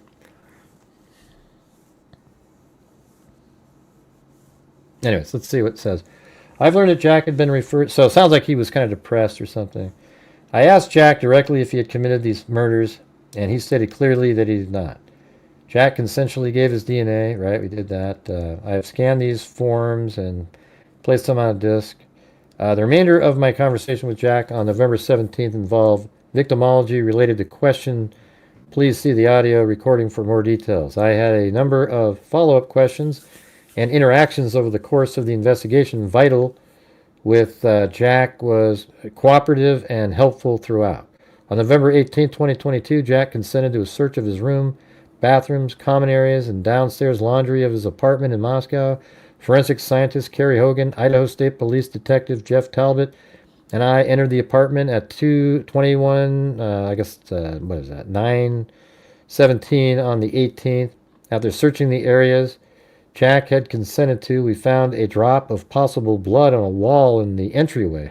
Wow, in a like a off-campus fraternity house? That's impossible. A sample of this was collected. We all noticed what he could have been 5 or 6 small drops or runs of blood on a kitchen wall. Samples were also collected. This search and collection of possible bullet drops samples was documented through photographs by forensic scientist Hogan. We left the apartment at... how did you leave before you got there? You're saying you left at 2020, but you got there at 21:17. That doesn't make it... See how there's errors all the time? Documents related to the consent, including the consent form and maps and pictures prepared by Jack, are included in the disk. The original documents will be attached to this supplement and transferred to the Moscow Police Department. The search was also documented by video recording. I had additional follow-up questions with Jack on November 18th. The conversation on the 21st and 22nd were recorded and are on the disk. Jack advised that he and Kaylee were co-owners of a mini golden doodle named Murphy, who was 11 months old. Murphy had been in the house with Kaylee and the others on the night of the murders that had occurred. On January 4th, I contacted Jack through his attorney, Jed Nixon, and asked him to bring Murphy to the Idaho State Police office in Coeur d'Alene so I could take samples of Murphy's hair. When was that? Oh, so that was after Kohberger's arrest, and they found hairs in his apartment. Jack brought the dog in, and I clipped samples from 3 places: the top of his head, the mid-back, and from the chest area. The samples were transmitted to Moscow Police Department. I wonder if they ever made a match of Murphy's dog hair. That'd be just game, set, match. I bet they have matches on stuff like that. Although, why wouldn't the attorney say that? You know, why wouldn't Bill Thompson mention something like that? Thanks, Wool Lad. All right, so that was it for the Jack DeCoeur. And now we're moving to a... Not DeCoeur. Yeah, that is his name. What was the other one? Yeah, Jack Showalter, right? The other guy. Yeah, none of them had anything to do with anything. So here's a cellmate. He could remember the exact date. So on March 1st, they interviewed a person regarding his interactions with Kohberger. What follows is not intended to be an exact transcript of the interview. For further detail, refer to the audio recording. After being advised of his Miranda rights, confirmed he had not been ordered to talk with us, advised of the purpose of the interview, and that the interview would be recorded. And he provided the following information. He couldn't remember the exact date, but he believed Kohberger had been placed in their pod a few days after New Year's Day. After arriving in their pod, Kohberger immediately sat down and watched the news about the arrest. After arriving in their pod, Kohberger immediately sat down and watched the news. Yeah, gotta move my leg over here. It's about his own arrest, watching multiple channels that were covering the story. Hey, did you watch my videos, Kohberger? He's probably like, damn, that guy knows exactly what I did. Kohberger said, wow, I'm on every channel. Kohberger was highly intelligent and analytical, always trying to figure out what you were doing, but didn't know common knowledge things, i.e. the difference between two muscle cars. Well, that's not really that common. I mean, I don't, Kohberger's eyes were creepy, I guess, but other than that, this is like an interview, right? Ethan, his eyes were creepy, I guess, but other than that, he seemed like a pretty normal guy. He didn't talk to Kohberger very much, but when he did, their conversation was casual small talk, never about Kohberger's case. Kohberger would use 3 standard-sized bars of soap per week due to his hour-long showers and excessive hand washing. Wow, he could take hour-long showers? You're allowed to do that?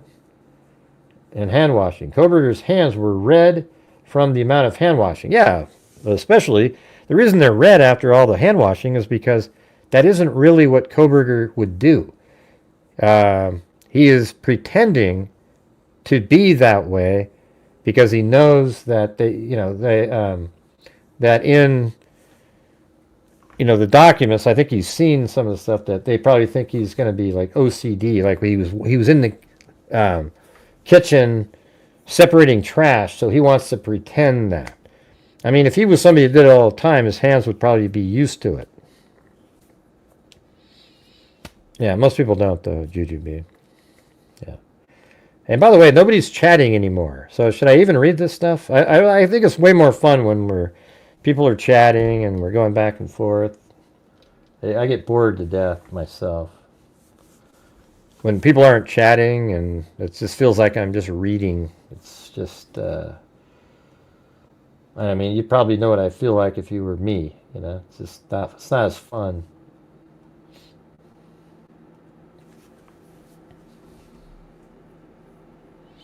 Right. Yeah, I know people are chatting about it, but it's just I can see like Wool Lab, that super chat was like 10 minutes ago, and there's only like 25 comments.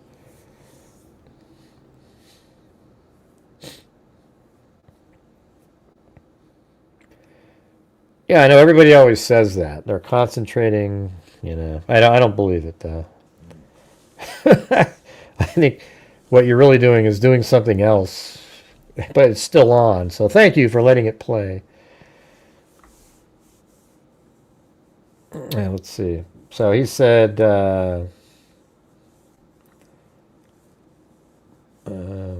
see, they got red from the amount of hand washing.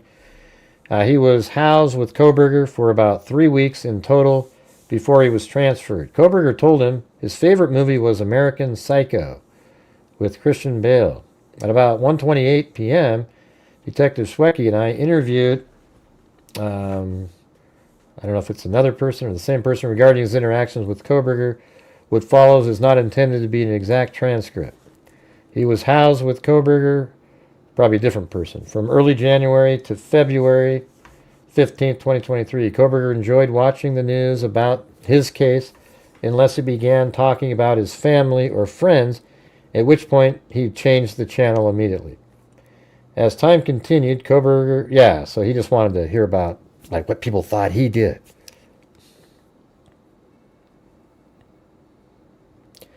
All right, I know we're keep going here, but let's see. Well, I guess I don't know. It's so weird. Whenever I set goals or something, that's when everything just stops as soon as you reach the goal. Because this could be one of those nights where we do really well and make up for the other nights. But it doesn't matter. We got to the assigned goal. Let's see. You're right. I confess I was doing something else. See? Told you. Told you. Yeah, I've never seen that movie.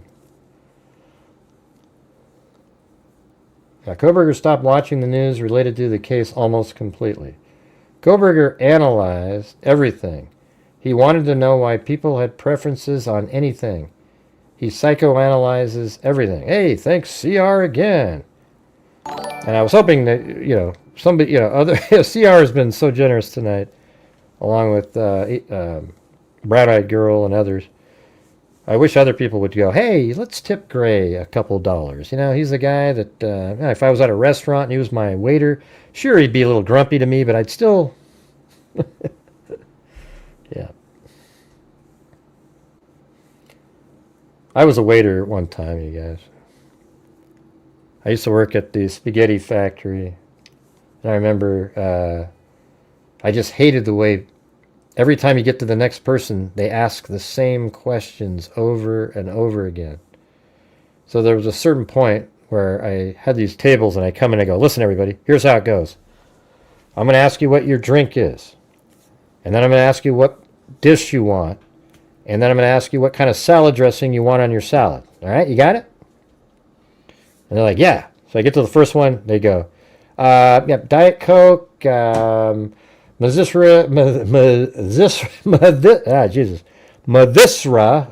God, I can't even say the word, and meat sauce or something, and blue cheese. I go, oh, great. Then I get to the next one. They go, now what do you have? And I go, oh. I go like that. Oh, God, are you kidding me? We had it down, man. Come on. But I would actually make them laugh. They actually thought it was pretty funny when it was all over. We 143 you. Rolling on the floor laughing emoji. Rolling on the floor laughing Thanks, emoji. Roger I'll S. stop now. 10th shot at Jim Beam. Yeah. Man, thanks again up there, CR. All right, anyways, he was housed with Kohberger from early January. Yeah, as time continued, Kohberger stopped watching the news related to his case almost completely. Kohberger analyzed everything. He wanted to know why people had preferences on anything. He psychoanalyzes everything. They talked about his case sometimes, but never Kohberger's case. Kohberger spent most of his time on the communication tablet talking with people, typically his dad maybe, who he told to retain an attorney after he had seen him on the news, I guess. Probably in that surveillance footage. Kohberger washed his hands excessively, not surveillance, but body camera, excessively, using 3 bars of soap per week, which caused his hands to always be red. Kohberger showered every day and wanted new bedding and clothing every day. Kohberger was very smart, easy to get along with, but was hard to talk to because he talked over him due to Kohberger's vocabulary and topics of conversation. Kohberger also talked about his education a lot. Kohberger loved baseball, with the Yankees being his favorite team. Kohberger also liked to watch court TV, and hey, he had to see me then, because I was on there all the time.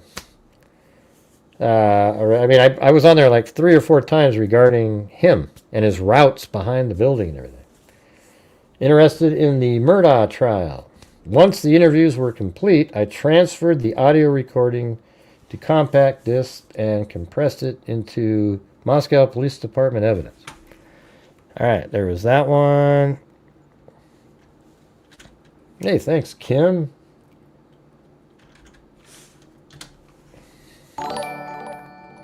Hey, look at that. Sarah Shroom. You got a free membership. I don't know if she ever commented again after I said, she probably left when I said, you're not on shrooms, are you? I don't see her up there. I'm never watching again. Hey, thanks, Marcy Gilmore. Yeah, I'm just trying to get the numbers up for the end of the month. We've already got 1,500 out so far this month. Hike because you are awesome and you deserve the tech and going over and beyond awards. Trophy emoji. Well, thank you.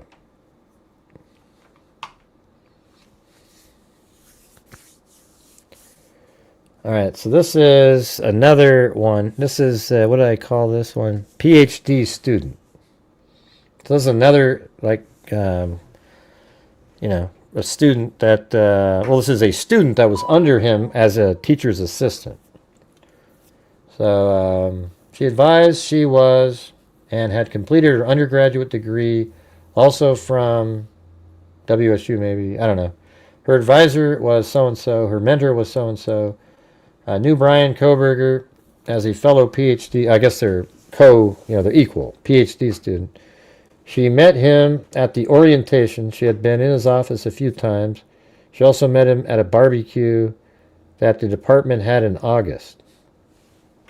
And this is, I don't think I've done this one. It sounds familiar again, though. She said Kohberger, there's so many people that almost say the same thing. It's weird. She said Kohberger had tried to have personal conversations with her on a few occasions, asking questions like where she lives, what kind of dog she owns. That's interesting.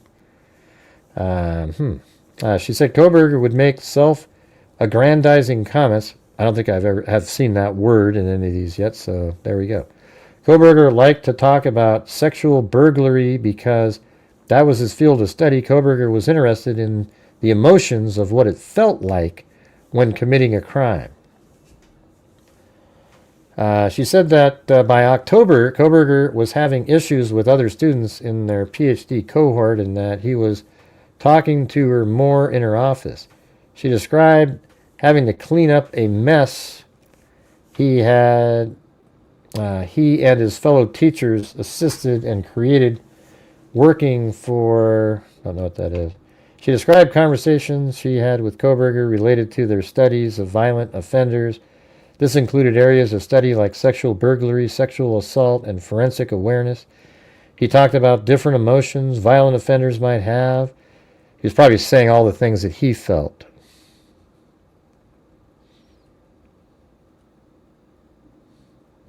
Huh? Who is this person in here? Get rid of this Kenny guy. Who comes in and talks like that? Let's see.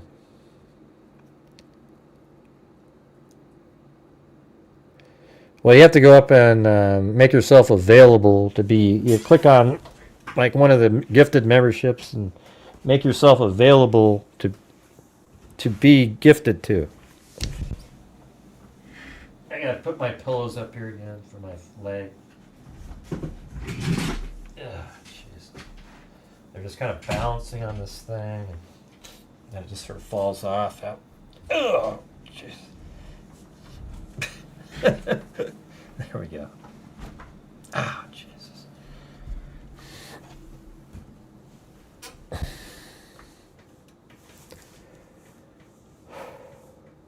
Oh, yeah.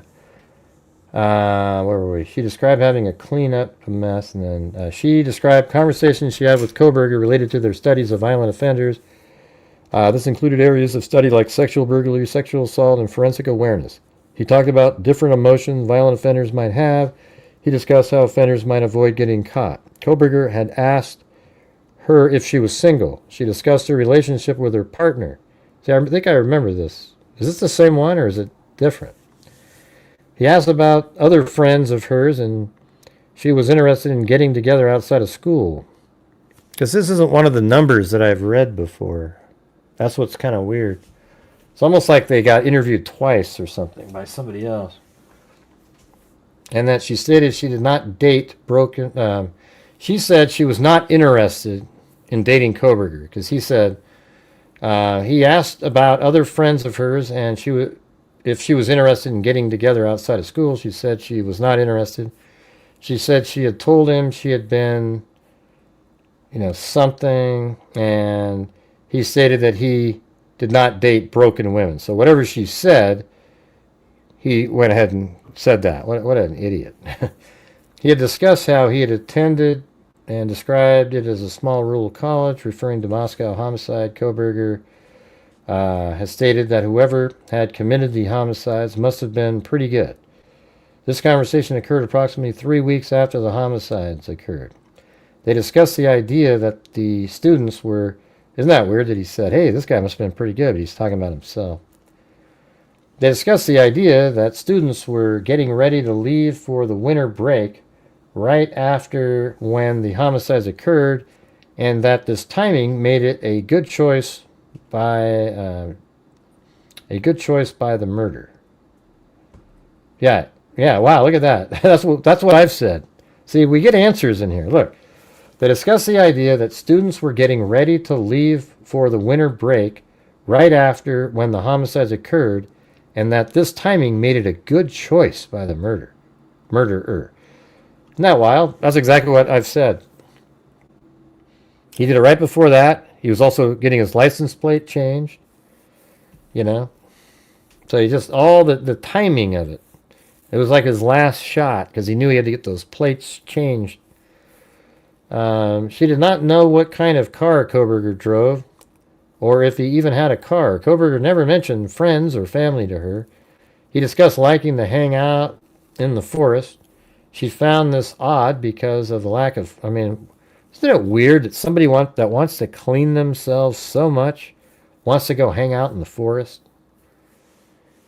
She found this odd because of the lack of forests in the area. She said Kohberger never discussed knives with her. Regarding complaints of Kohberger's behavior, she said she had made a few complaints to maybe the school. She had been directed to copy her complaints to somebody else. She was reluctant to do this because she had not had a good experiences with somebody in the past. She said Kohberger was insulted that the department had brought on 2 women to fix his grading work as a TA for somebody else. She discussed finding Kohberger's Reddit, discussing his research. She also said she found his SoundCloud.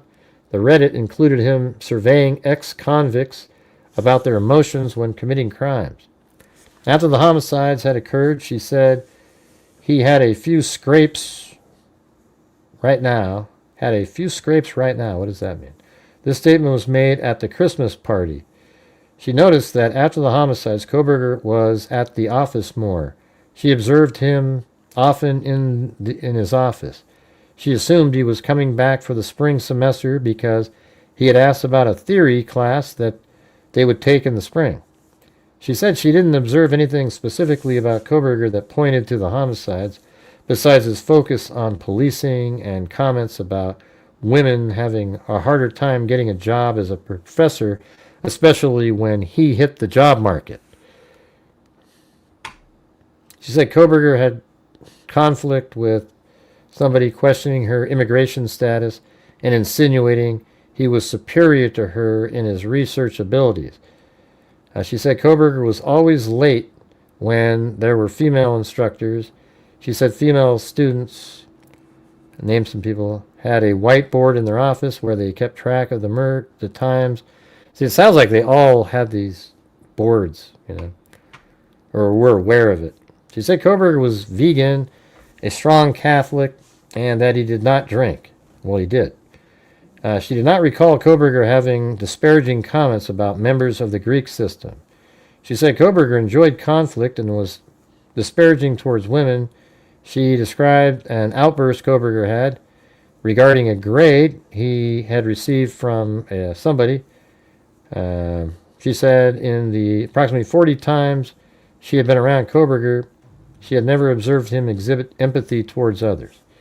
She said Kohberger did not like the fact that she discounted the offender in studying sexual assault cases.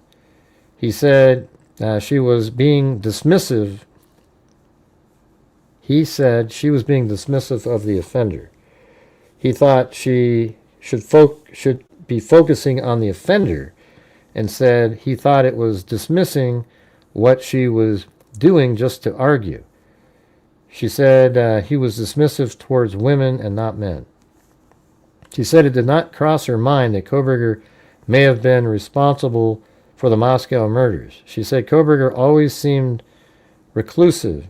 She said he didn't get the hint that she wanted him to leave when he was in her office. She said she had to leave her office in order to get him to leave her office. She said she thought Kohberger used the something. She further said that the something had private lockers. WSU had private lockers available to students that could be assigned individually. I later contacted them to inquire if Kohberger had a locker there. They advised he did not. She said she had never met anyone who acted in such a condescending manner and wondered why people in power in the department did not address his behavior.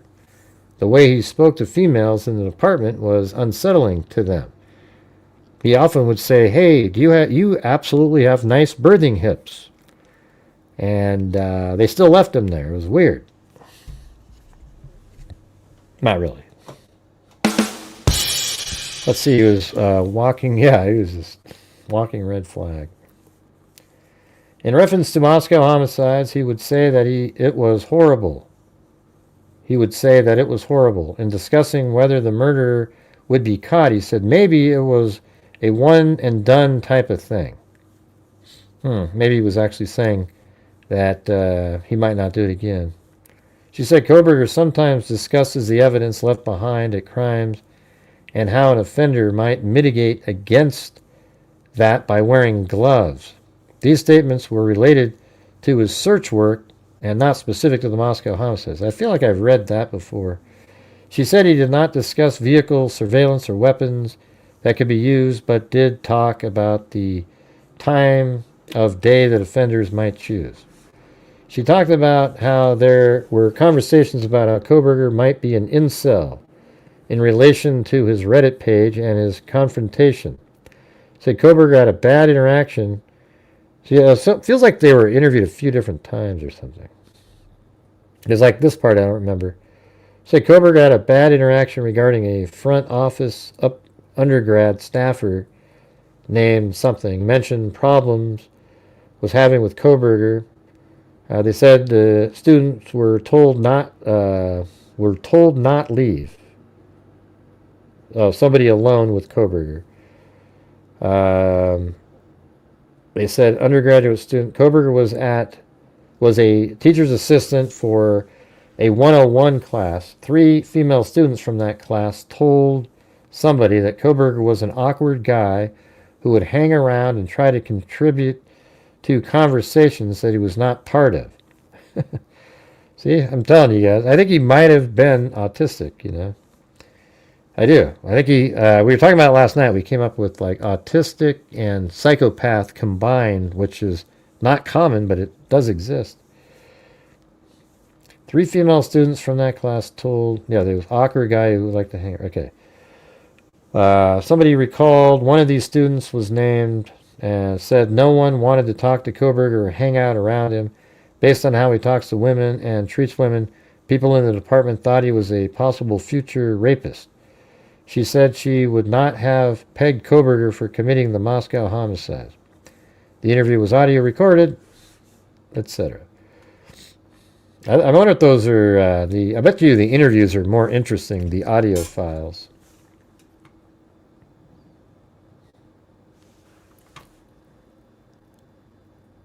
Oh yeah, so I think this is the driver who dropped the girls off.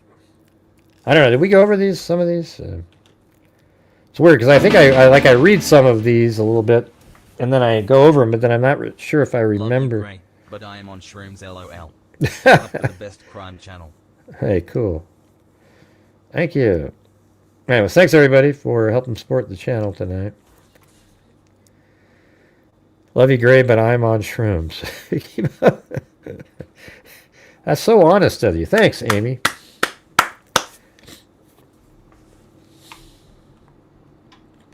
All right, so here is the driver. As this person was one of the last people to see the victim prior to the homicides, he was a person of interest in the investigation. He cooperated fully and completely with our inquiries. He provided his telephone and consented to a search of his phone, as well as providing us with the password for his phone. The phone was downloaded during the interview and returned back to the person. Let's just call him Jim, before he left. The consent from the phone was scanned, and the scan placed on the disk to be given to the Moscow Police Department. The original signed consent form will be transferred to the Moscow Police Department. Jim also consented to giving us a sample of his DNA. I took the sample using buccal swabs. I transferred these swabs to the Moscow Police Department.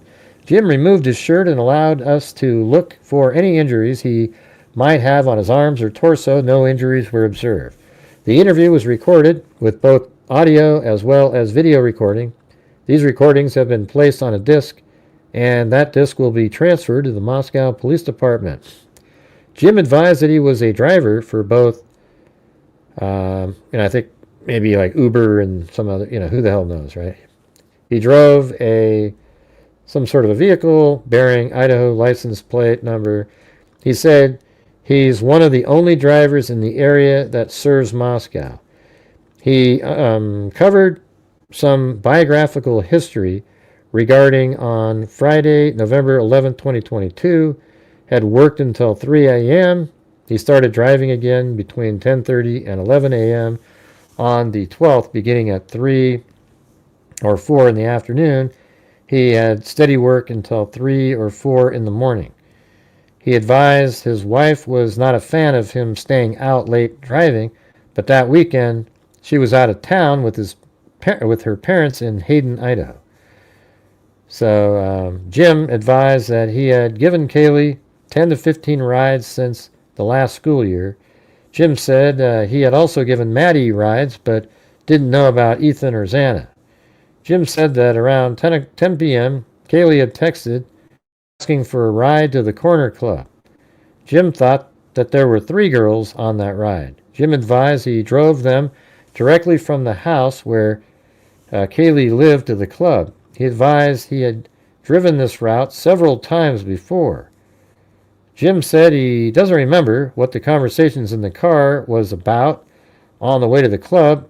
He said he has not heard or overheard any problems with the group of people that Kaylee is usually with. Jim said he tries his best not to be a creep. Jim said he got another text from Kaylee at 1:45 a.m.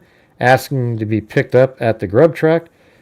Jim said he said when he picked Kaylee and Maddie up at the grub truck, Kaylee sat in the front and Maddie sat in the back. Jim said he drove the 2 girls directly from the grub truck to their house. Jim said that Kaylee was a little more drunk than Maddie. I disagree with that. I think he's got it backwards. There's no way in hell. Let's see. Jim said when he got to the house that the lights were on and there were 4 cars parked in the driveway. He said he noticed a black SUV on the left side sticking out. He also said there was a silver car on the road. Jim, man, are you guys even here? There hasn't been another comment for like 10 minutes. Hello. Hello, let's go, let's go.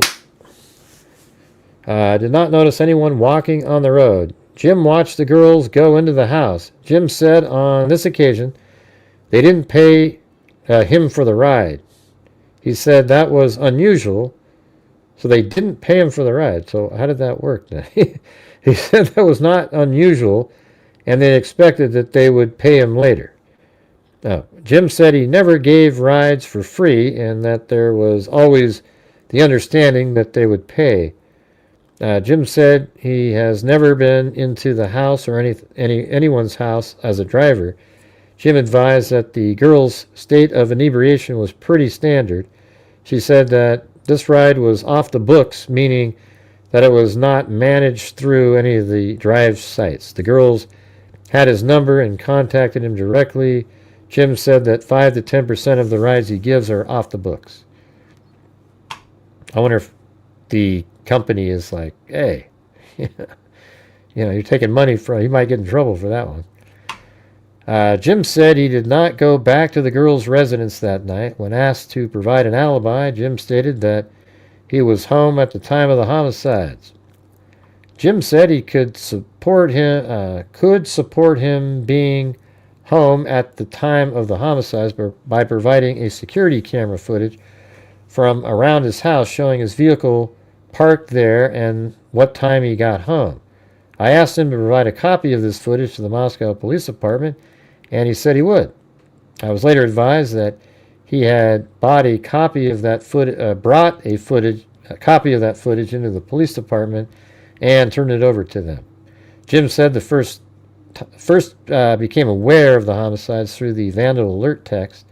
Jim said he was shocked that this kind of thing never happened in Moscow. When asked if he had any idea who could have committed the crimes, Jim described an event that occurred approximately 1 month ago at the public restrooms downtown near Friendship Square.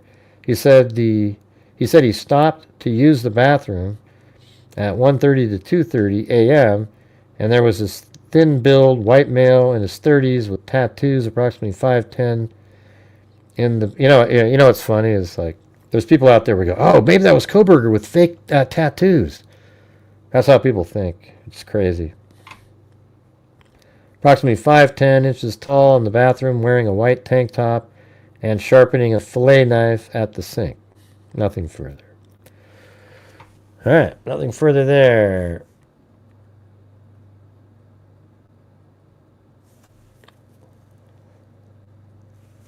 Oh, that was okay. That one was a PhD student. Now we're on to the another one. See if I can get through these tonight. Let's see. What do we got here? Troll burgers again? My YouTube is... What are you talking about, man? Get the hell out of here. Look at these weirdos that show up. You know, when they waste their one shot of glory, too. You ever notice these guys? These little troll dipshits that show up in here? They got one shot, man, because they're going to get blocked. And they can't even put out a cogent sentence. It's like, oogla boogla. They got so nervous about their one moment of glory they were going to have. And they come out and they just go, I was in the thing. Oh. You had a shot, man. You had a shot.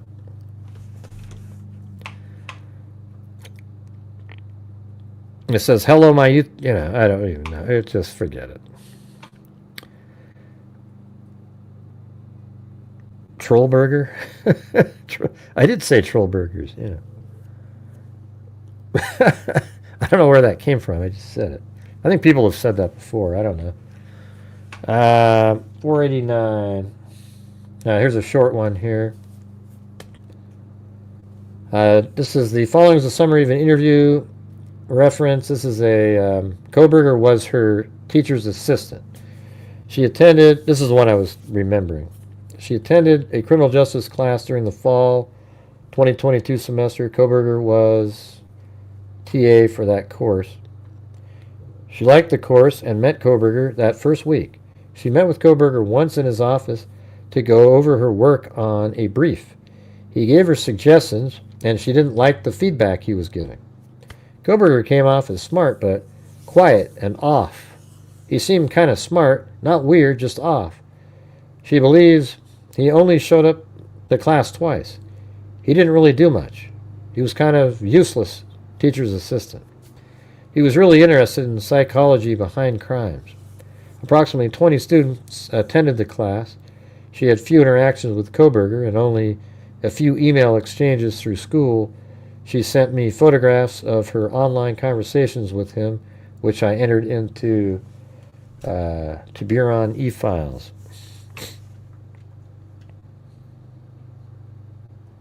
I think there's another one of these.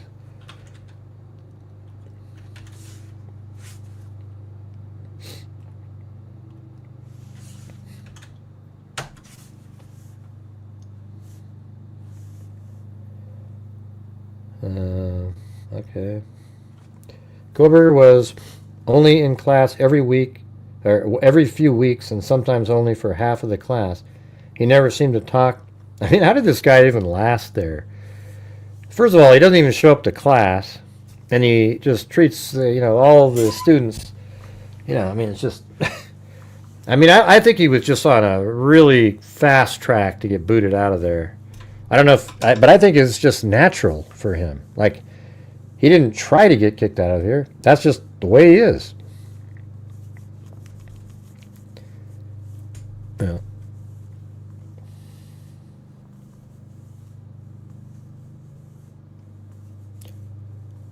He would sit in the back of the class near where she would sit. always seemed to be staring at her when she would look up. Kohberger graded harshly and gave her a C in the class. She stated, I don't get C's. Later, her professor changed it to an A, agreeing with her that he graded unfairly. That's crazy right there. That means the teacher was like, what the hell? Before talking with her, she emailed Kohberger, I guess for somebody, her grade. Before talking to that teacher, she emailed Kohberger concerning her grade. She stated his comment was, sucks for you. You didn't know what you were doing. That's what a teacher's assistant wrote back to a student. That's incredible, man. Think about that. Hey, I think you graded me too harshly. Sucks for you. You didn't know what you were doing. Wow, can you believe that? That's wild, man. Jesus. She felt at times Kohberger would intentionally leave the class at the same time and follow her out to her car. What, do you think she was going to date you after you said, sucks for you? On March 3rd, 2023, she shared screenshots of emails between her and Kohberger.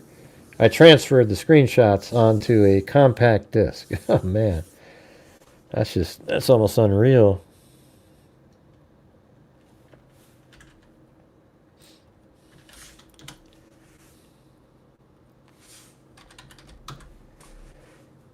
All right, what's this one here? This one, this one's something stalkers. All right, you guys, if you're out there and you have the ability to help support the Grant Hughes Investigates YouTube channel, you want to help us get to have a great rest of the month there, that would be awesome. If not, that's cool too, because we already reached the goal earlier in the evening. Let's see. Let's celebrate. Hey, look at that. Courtney cuts hair. Let me guess what you do for a living. Let me just guess. Hold on. Okay, I'm using my ability as an investigator. All right. Courtney cuts hair. Let's see.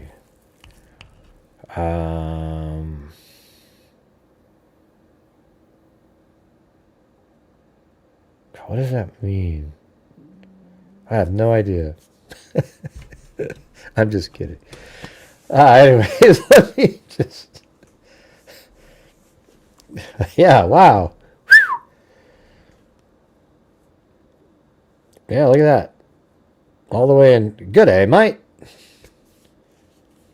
Yeah, I could use the spirit box. Stupid as being not. Let's see, where is it? It's right.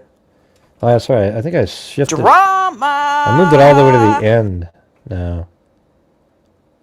I think. What's this one?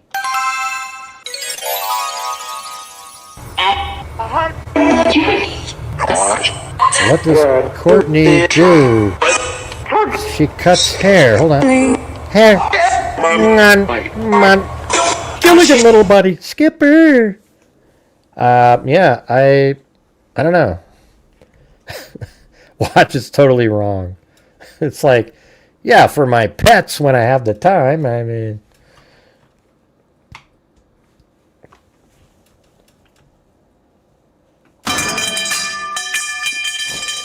I love that sound effect right there. That's probably my favorite one. But this is what I could play when you guys aren't commenting.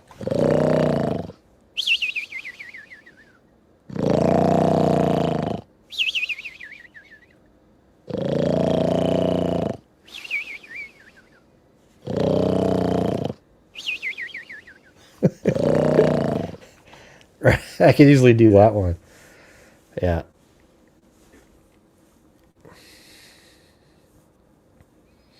You're losing it, Gray. You're losing it, man. You're losing it. Bye. What's that one? Bye.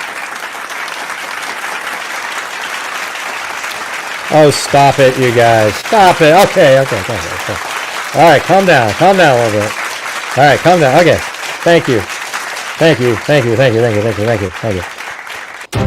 Now let me tell you what we're doing here tonight, everybody. We are covering the Brian Kohberger case. Not Kohberger, everybody.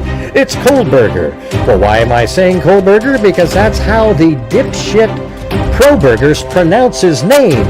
They don't even know how to pronounce the name of the person they're trying to defend. It's absolutely incredible, everybody. All right.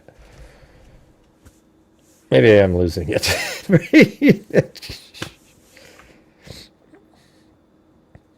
Let's see.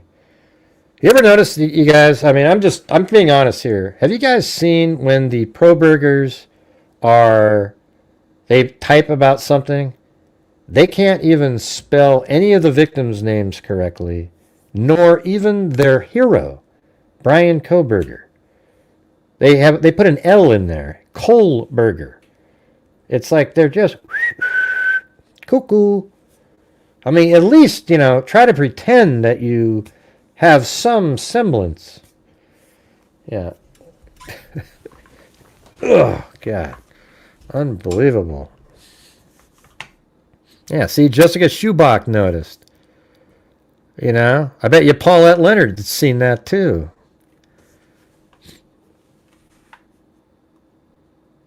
Oh, we did get a coffee from Shamo up there. Let's see if we can get some more coffees tonight, you guys. I definitely need some of those.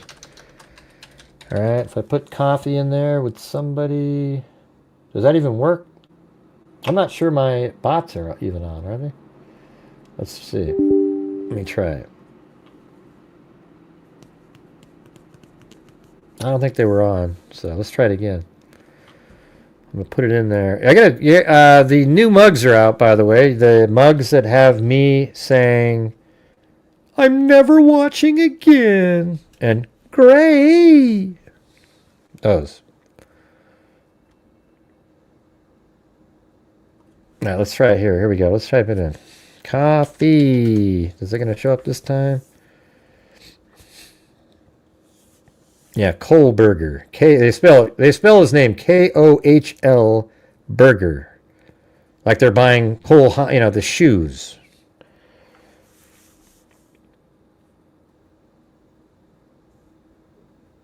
Mm-hmm.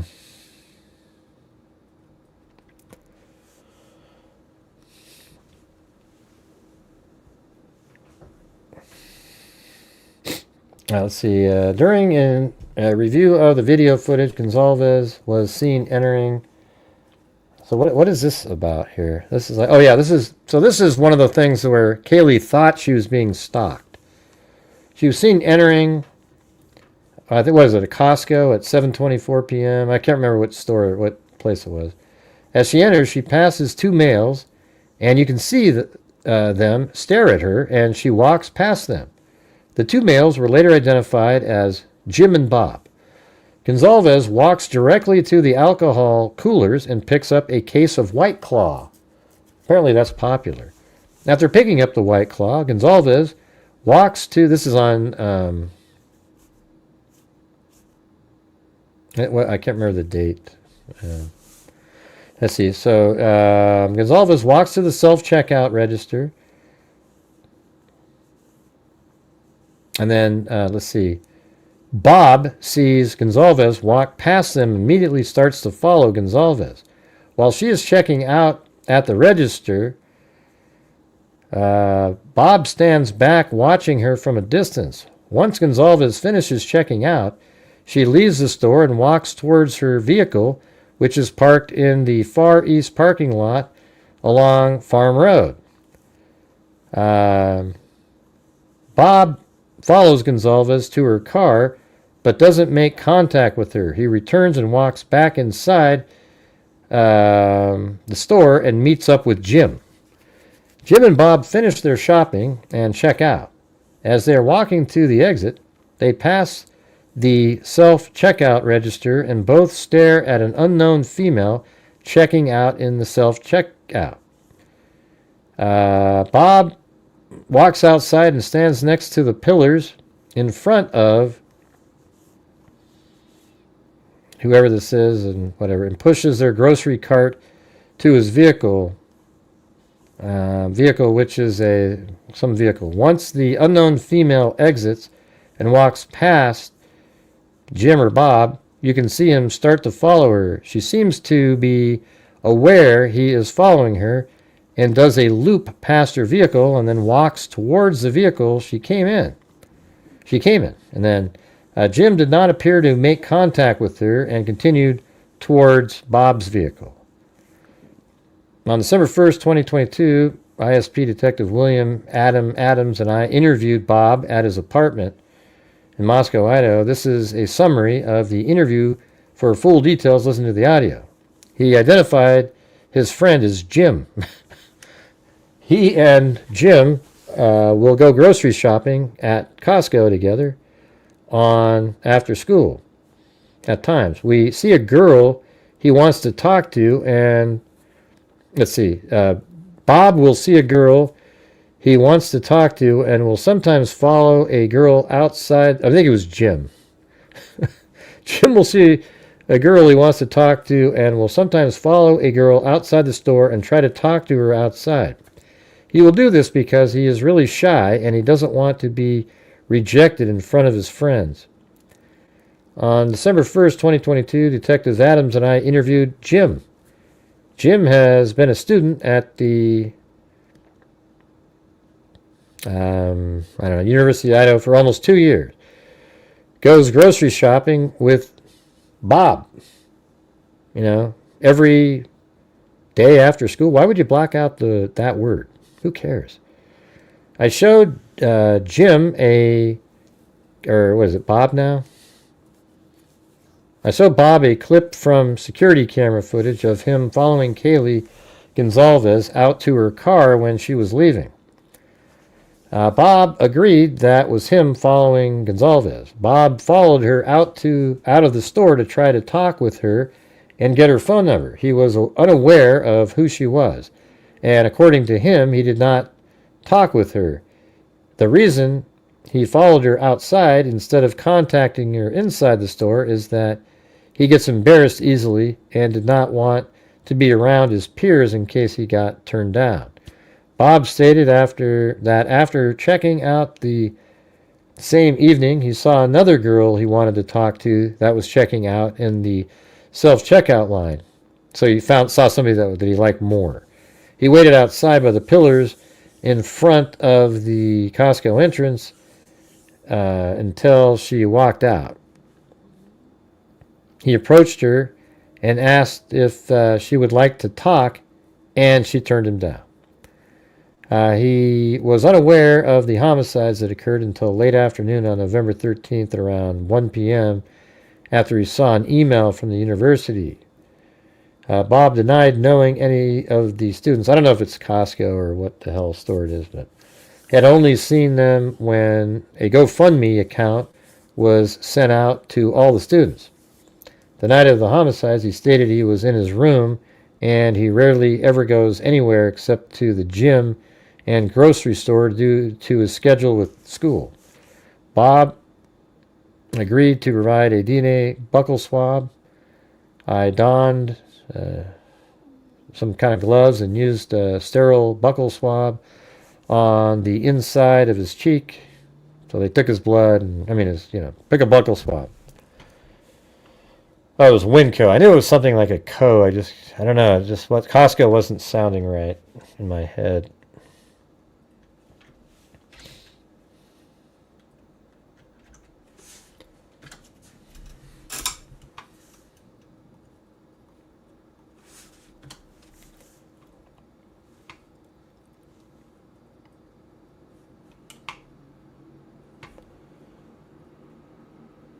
All right, let's see what this one is.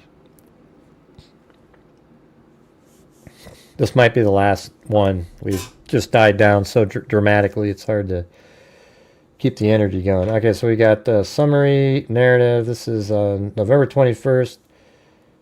I was assigned and worked as a lead oh yeah, this is the narrative again. I think I read this one time, but let's just see what they say again. Based upon the processing of the crime scene, and this is what the Idaho State Police thinks, but it doesn't seem to, a lot of it doesn't match up with what Moscow police said. Upon the processing of the crime scene and evidence collected, investigators believe Kohberger drove to the area and parked at the back of the residence. There is a paved parking area directly to the south that overlooks the back of the residence. You know, but don't you think it was a pretty good observation that I made today where he turns all 4 times? So, you know, if you're looking at I think I'd have to open that back up, but if you notice, like all 4 times he turns the car, and I think he parks on the side, not right there. I mean, it could be in that first spot, maybe. But here, let me show you.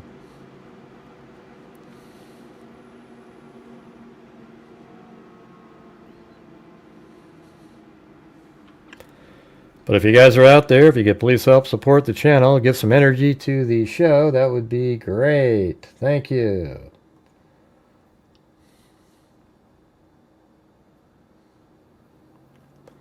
All right, let's see. Yeah. So I think he may have parked right here. So if you go around to the back end, when I come back in, you know, so the car comes around and then it turns, and then the headlights hit the top of that building over there. So that means it's turning, right? Now, I don't know if it does that. If you go over here and turn, you know, you're back here and you turn, the headlights would be beaming over there, and it seems like it would just hit differently. So for me, it seems like he turns right there. And he's like parked right on the, you know, like right here, maybe a little bit right here kind of, you know, or, I mean, it could have been anywhere down there.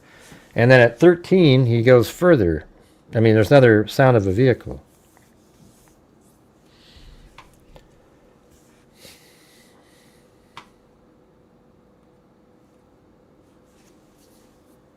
Guess not.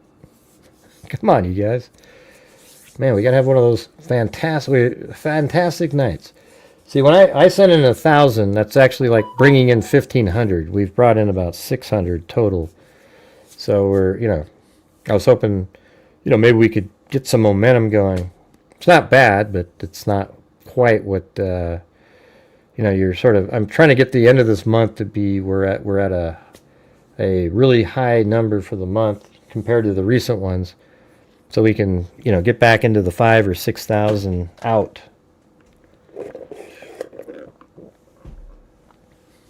Yep, we got a 360-degree camera. That was the old camera. The new one's so much clearer than that one. The new one's 8K. That one was 5.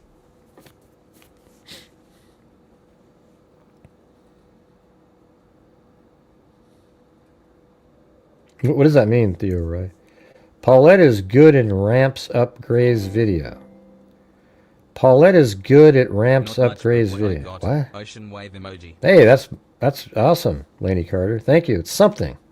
You know? Just, I mean, any amount is the same. Like, if everybody in the chat did the same amount, we would be at higher than we are right now.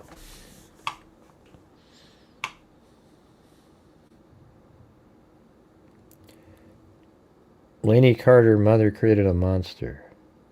What? Laney Carter's mother created a monster? What the hell are you saying? Laney Carter. Let's see. Hey, no problem. I'm not rereading the chat, Paulette. No thanks.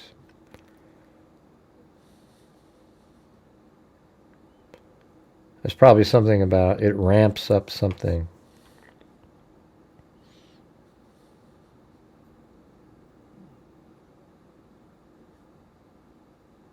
Nah, I don't know.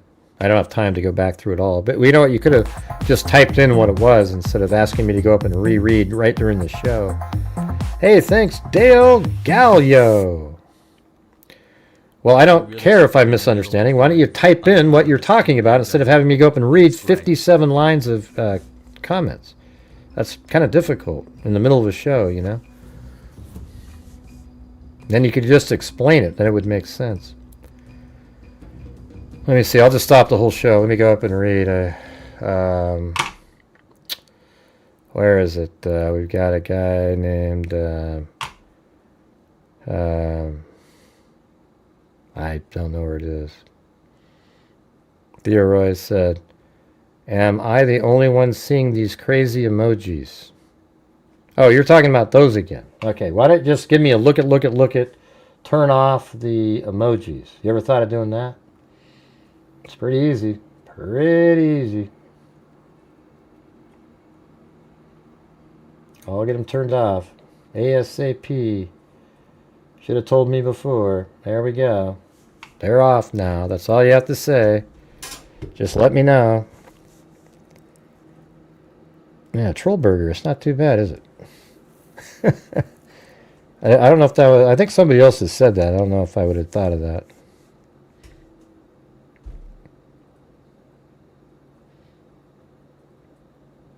And I'll start the show from the beginning because I just got home. Well, M10, you missed it, man. We got people to get to 500, and we donated $1,000 to the National Center for Missing and Exploited Children. Oh, wow, what's going on over there, Paulette? What's happening? She said she wasn't in chat. First, she said she wasn't in chat. She was doing something else. But now she is calling the cops for some reason.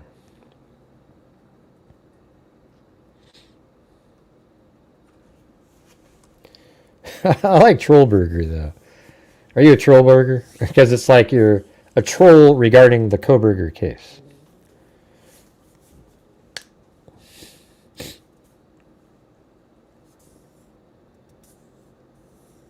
I'm not sure what you're talking about, Theroy. Nobody knows what you're saying. All right, let's see. Where are we at here? For the emoji troll? What? Oh, but why'd you have to call the cops? So what happened? Now that you mention it, you got to tell us. What the hell happened? Come on.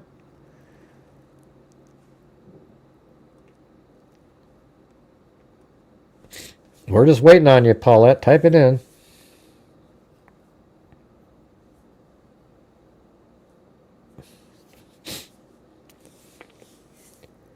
Yeah, your sister just said, hey, wine's good for your nerves. Paulette Leonard and Jessica Schubach. I always put, they're like the same. They're right there. Nope, you're going to bed. Well, why didn't you tell us that? What happened then? You said I was calling the cops and then you just let us all hang there? Rude. You guys call me mean. Look at Paulette Leonard, man. That is mean. Maybe we should throw Paulette Leonard in prison. Well, that, how do we do that?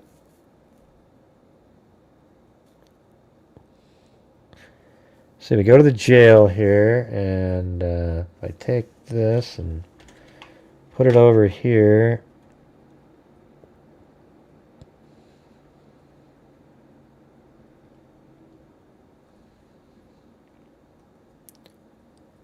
Let me see if I can get her in prison over here. Hold on, where is it? Paulette Leonard. Right there. Okay. Just a second. Working on it.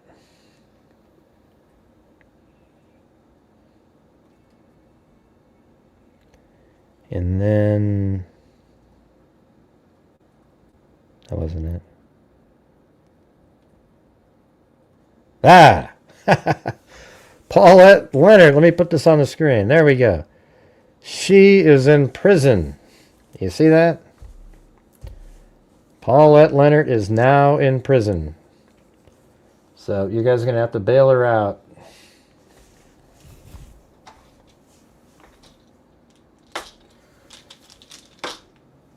Or maybe she can, if she tells the story, it'll bail her out.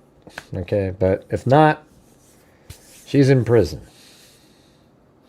Well, she's not letting us even guess. Hey, look at that. Jessica gave, look at that. Bail for her sister. Look at that, man. Right there. That's how you do it.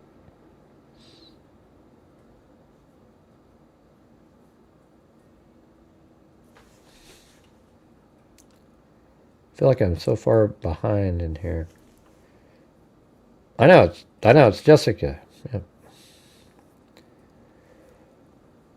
And then, okay, so Paulette's still here, okay? So where is our story? We're waiting.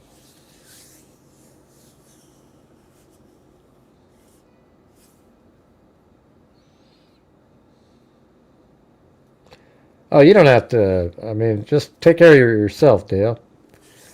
You know, if you can afford and you want to help support the channel, that's great, but I don't want you to be like, oh yeah, now I'm getting paid, I can, you know, take care, do your own thing, you know. I just try to raise funds on my show nightly so that at the end of the month we can, you know, I can do good as a channel and at the same time at the end of the month give away thousands of dollars, you know. I try to get there by creating videos that make ad revenue, doing live streams that make, you know, like this live stream might make $30 in ad revenue. That's why it's just piddly, but it's something. You know, so you add that in there and everything else, and at the end of the month, we try to make things happen. So if we can get to, how about we get to $20, we can get Paulette out of there. We're at $6 right now, all right? We got the sister to donate to, we got Theoroid to, Lisa Valenzuela, Wool Lab. Yeah, well, just being harassed. Okay, she told her story. Oh, what do you mean? Who's harassing you? Just some random person? Like, why are they bugging you? What are you doing wrong? You're just watching Gray Hughes and, oh, maybe they're a troll. They heard Gray going, I'm never watching again. And they freaked out. Did you do 2, Esther? Because on my other screen it has 2 of them. Like it sort of duplicated it. 50. Oh, there it is. There it is. All right. Well, she's been bailed out.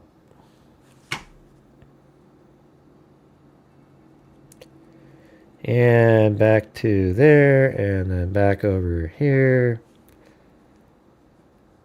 But how do I forgot how to clear it? There it is. That one, then here. Too much stuff going on.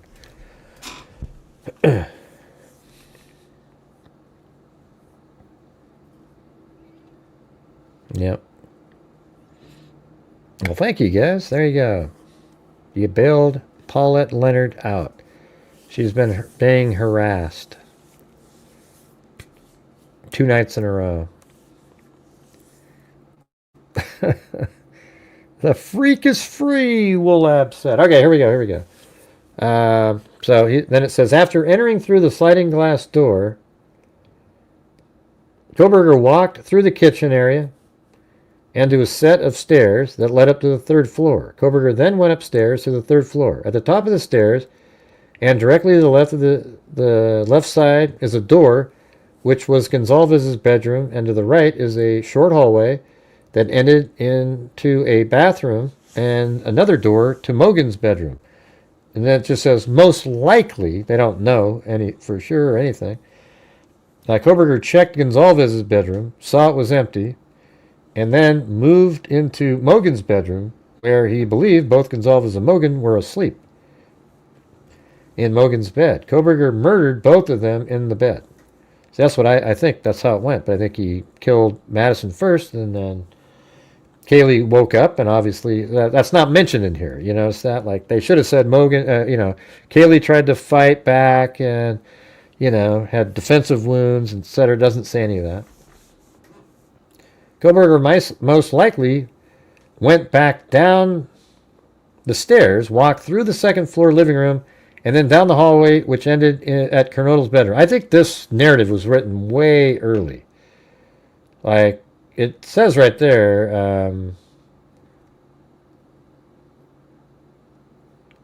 let me go up to this first part here. On November 21st, 2022, Idaho State Police Sergeant Darren Gilbertson conducted time runs through the residence at 1122 King Road, Idaho.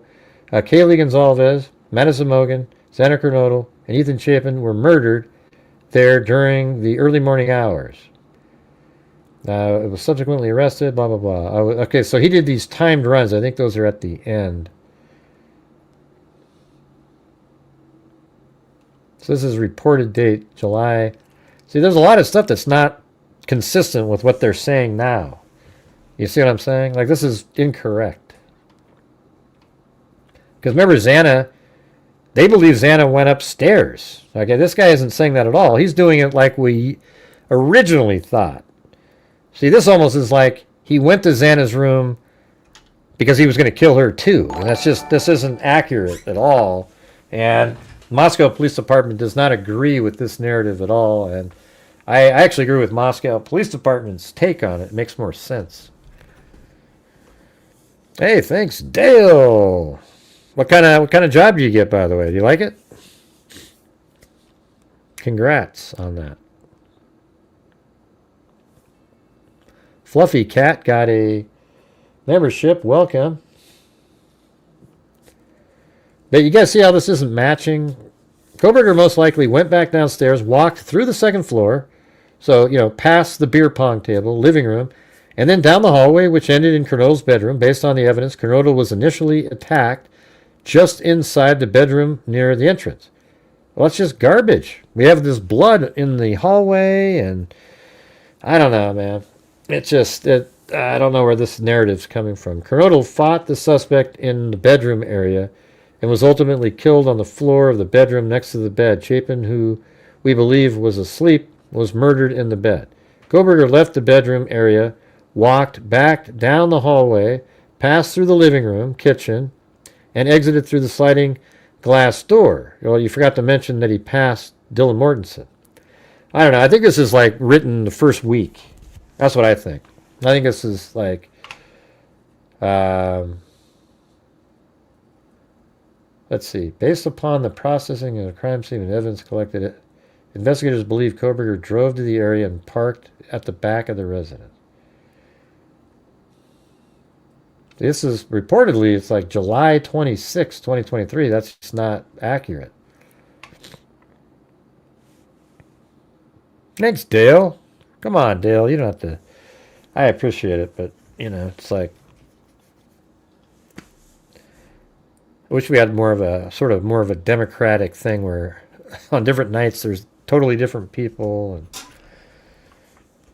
But I appreciate it. Thank you. So many new details not included. Right. Exactly. This timeline here is ridiculous. Terrible. You know, like, doesn't even mention Dylan Mortensen.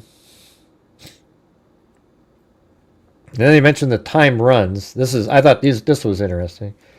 During the first trial run, I began at the rear of the residence and came through the sliding glass door. I then quickly moved through the kitchen and up the stairs. I looked into the bedroom to the left, then moved down the hallway and into Mogan's bedroom. I simulated the numbers of strikes that were inflicted upon Mogan and Gonzalez. Detective Talbot counted and kept track in an attempt to recreate the movements and motions believed to have occurred based on the evidence collected. So they probably even looked at the cast off and things and try to move around similarly. I moved out of the bedroom, down the stairs, through the living room, down the hallway, and into Kernodle's bedroom. Again, with the assistance of Detective Talbot, I simulated the number of strikes that were inflicted upon Kernodle and Chapin.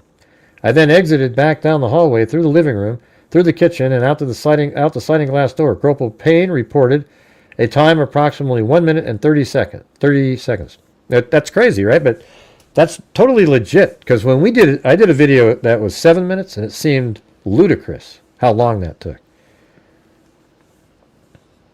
Well, thanks, Dale. On a second run, slower and more deliberate, I followed the same path through the residence, but at a much slower, methodical pace. I again entered through the rear sliding glass door, opening it slowly to make no noise while doing so. I then walked as quietly as I could through the kitchen and up the stairs, attempting to make no noise. I looked into the first bedroom and then slowly moved down the hallway and into Mogan's bedroom. Detective Talbot counted and kept track as I recreated the movements and motions believed to have occurred inside the bedroom. I exited the bedroom, moved back down the stairs, through the living room, down the hallway, and into Kernodle's bedroom. The movement to Kernodle's bedroom was slower than the first run, but still somewhat quick. I again simulated the movements and motions that took place inside Kernodle's bedroom. I then exited back down the hallway, through the living room, through the kitchen, and out the sliding glass door. Corporal Payne reported the time at approximately 2 minutes and 33 seconds. I think the homicides were less than 5 minutes. I think it was like 4:13 is when he finally got in the house and then left, at like 18. I think he left right around 4:18. Hey, wow, thanks, David M. Yeah, that's so cool. It's a cat eye donation. Let's see, what do I do? Is it going to play it? I want to see it go doom, doom, doom, doom, doom, doom, doom. I think it does, right? Or did I turn that off? No, it's still on. It's just going to take a bit. We don't see the cat eye anymore because it seems to round everything off to $49.99. It has to be 50. I think I need to change that to $49.99 and above or something. It's going to be the avocado one though, and I think we're just so delayed here that it just hasn't shown up yet. I would think. What do you guys think?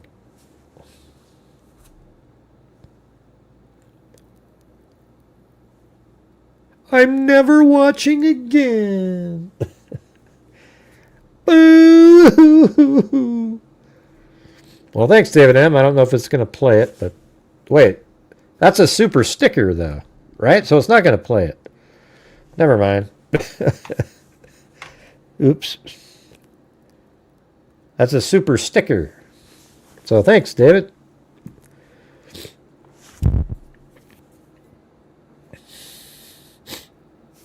Does it play? Yeah, I just realized it's a super sticker. I guess Lisa noticed that too. But I was just noticing there's a guy bouncing around. So no. All right. We additionally walked through simulated path that Kohberger may have possibly taken from the vehicle to the back of the residence.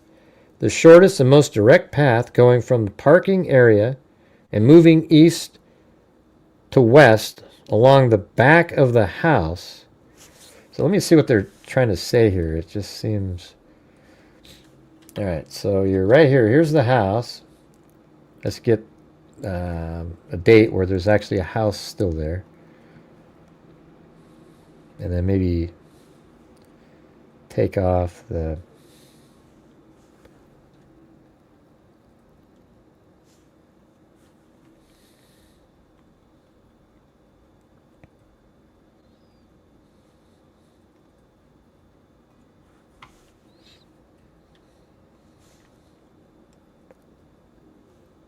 All right, here's the house right here. So they're saying that it parked behind the house.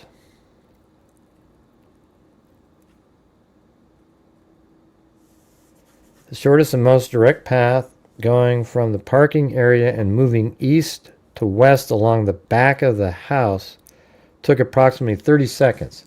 So that almost sounds like they're thinking he parked right here where I was saying and goes down and then goes east is over here and then west is that way. So that's the only reason you go east to west behind the house. If you were parked back here, you would go along the fence line and go west to east, right? So they're saying east to west back here. That's kind of interesting. I like that. That sort of validates where I was thinking he was a little bit.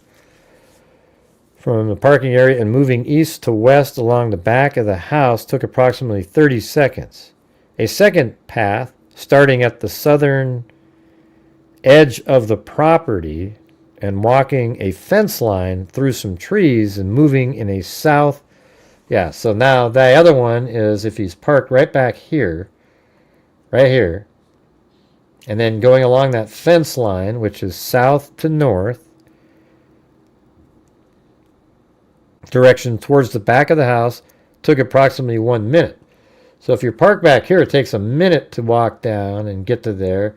The other one is from like right here down and then east to west. Interesting. Crazy.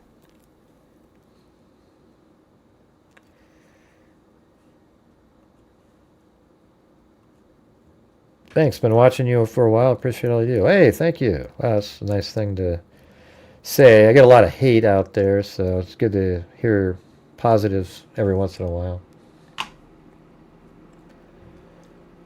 The times make the same two paths at running. Let's see. The times to make the same two paths at a running pace were approximately 60 seconds for the short path and 10 to 12. So I think he was probably running, don't you think? Or going quick. So look at that. Instead of 30 seconds, it was 6 to 7. Instead of a minute, it was 10 to 12 seconds. The time runs revealed that it was possible for Kohberger to have carried out the murders in as few as 2 minutes and 6 seconds, going at a fast pace on the shortest route to the vehicle, or as much as 3 minutes and 45 seconds, going at a slower pace on the longer route to the vehicle. So they're saying, the slower pace and then the longer route to the vehicle, it would take 3 minutes and 45 seconds. So let's just say 5 minutes to add more time to it.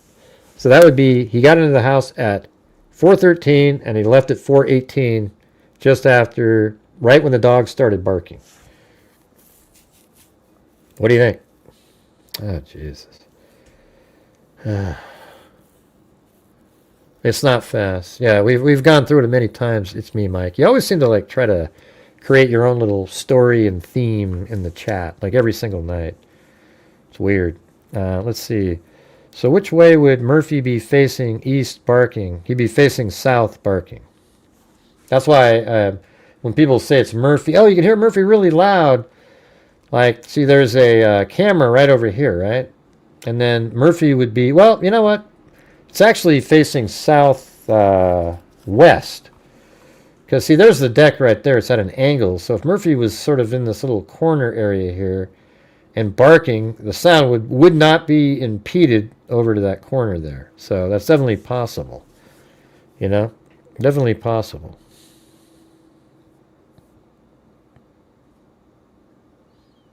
Yeah, I did one that was 7 minutes, and it was just ridiculously long. I said, everybody just imagine, and everybody's like, yeah, we should already be out of here by now.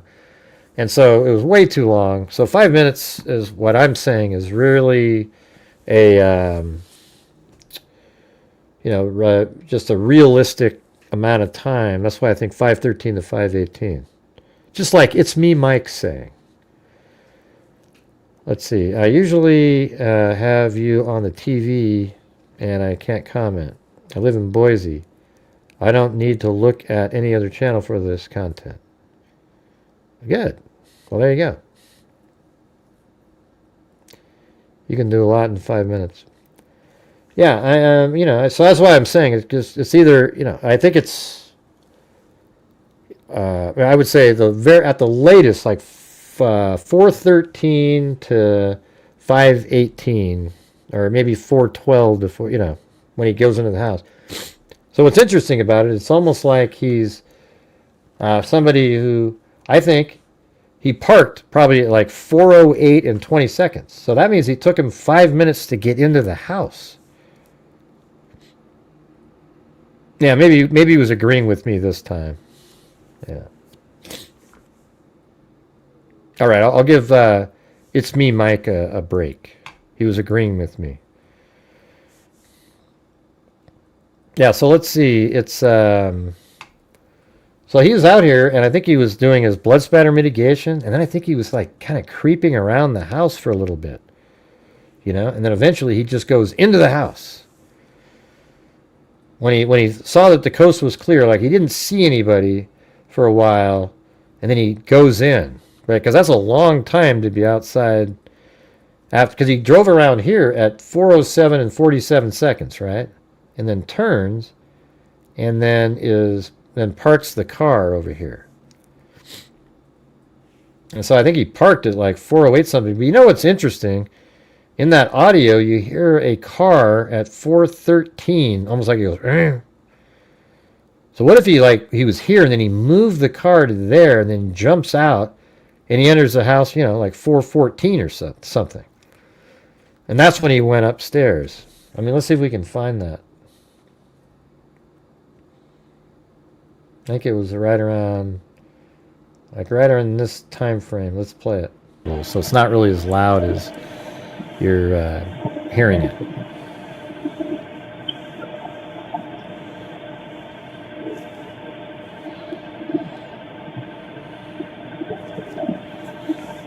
I think it's coming up here.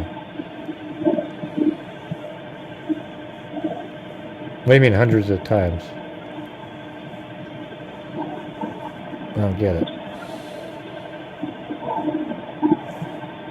Right here. See, right there. That little sound right there, that's like car. I mean, that sounds exactly how the cars sound, but it's so short that there's no extra sound in front. Look at, look.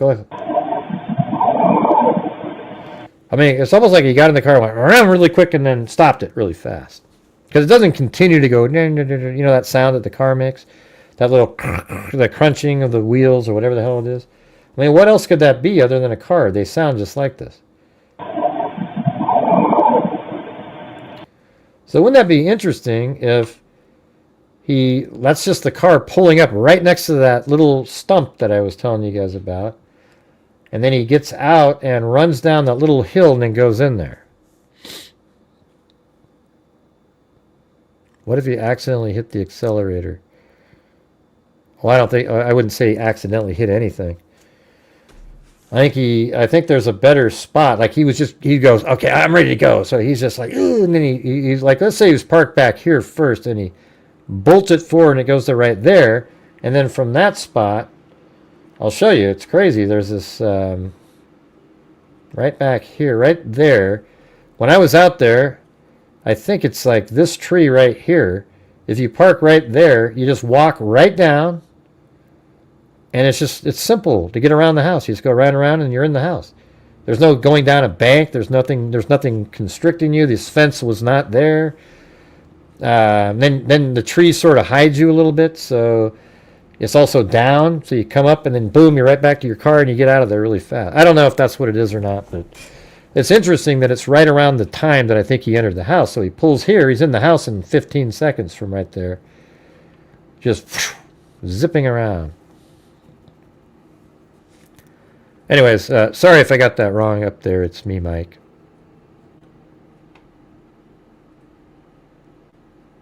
Let's see, Gray. My theory is BK only planned one to kill one victim.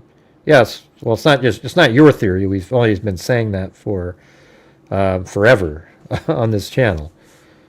I said that he went upstairs to kill Madison Mogan only. I think he was going to leave the knife sheath as a calling card and sneak out of there and go off into that good night, and everybody would be wondering where the hell what happened. Instead, Kaylee was in the bed, and that created, she woke up and there was a little bit of a fight, and he killed her, and then that was enough noise to get Xana to go upstairs, and then Xana came upstairs, and then he was like chased her down, and that led to Ethan in the room. He quickly stabbed Ethan in the neck, and then cut his leg really fast, and then he went out, then he killed Xana Kernodle. I think they were sort of all in the room at the same time.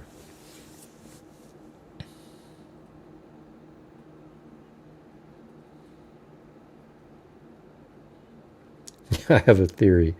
We've only been saying that for like literally the entire time. Let's see, like almost a year and a half probably. All right. Let's see. I wouldn't go that far. What's she saying? That's true, Cheryl, if he actually is human. Let's see. Just never watched my show, I guess.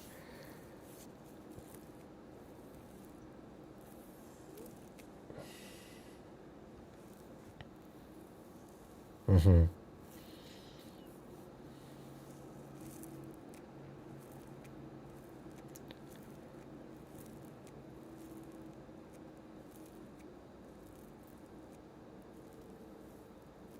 What are you saying there? I was assaulted just after this happened. I didn't follow any of this. This is a week old to me. I sent my son's girlfriend a message. She attended there, and there's a good chance she has been in that house. Okay. Yeah, I've been right there. Haven't been in the house. Yeah, you got to go catch up. Go watch a bunch of my videos and you'll know the whole case really well.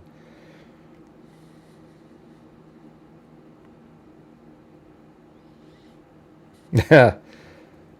Nah, sometimes I misread shit. It's me, Mike, and I comment just out of sort of an overall frustration with everything. So I shouldn't do that. Sorry about that. Yeah, well, earlier was my video, but I've been doing that whole video took me about 6 hours to make, and it just didn't do very well. I mean, I think if that was the one I put out yesterday, it probably would have. It got a lot of minutes per view, which is pretty cool. I mean, we could take a look at it really quick here. Let's see where we're at.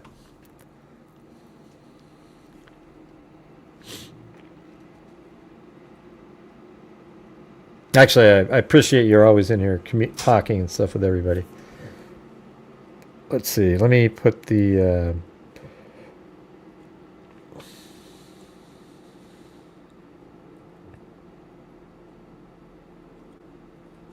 yeah, right here.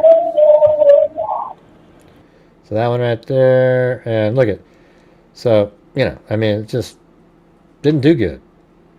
I mean, we're at 7,800 views. That's really bad for a video of that quality.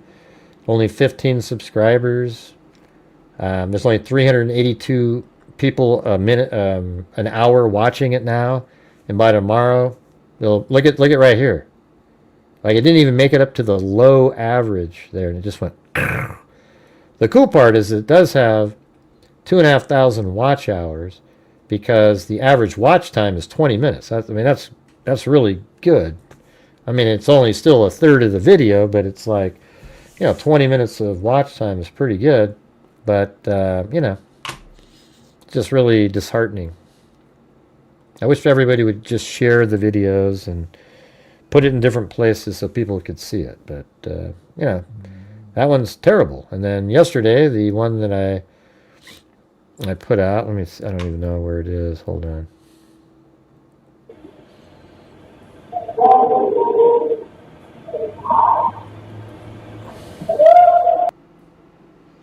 Where is it? Right there. Okay, yesterday's video. This one, that's just the raw footage, has 20,000 views. See that? And you'd think the one today was better than that one.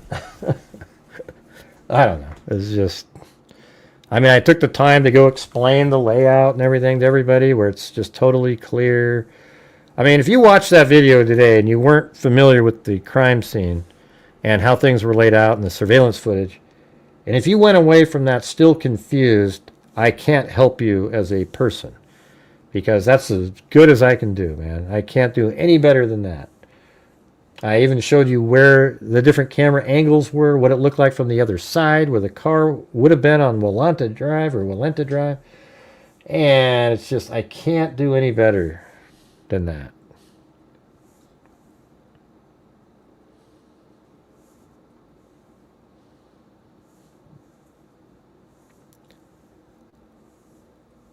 Yeah.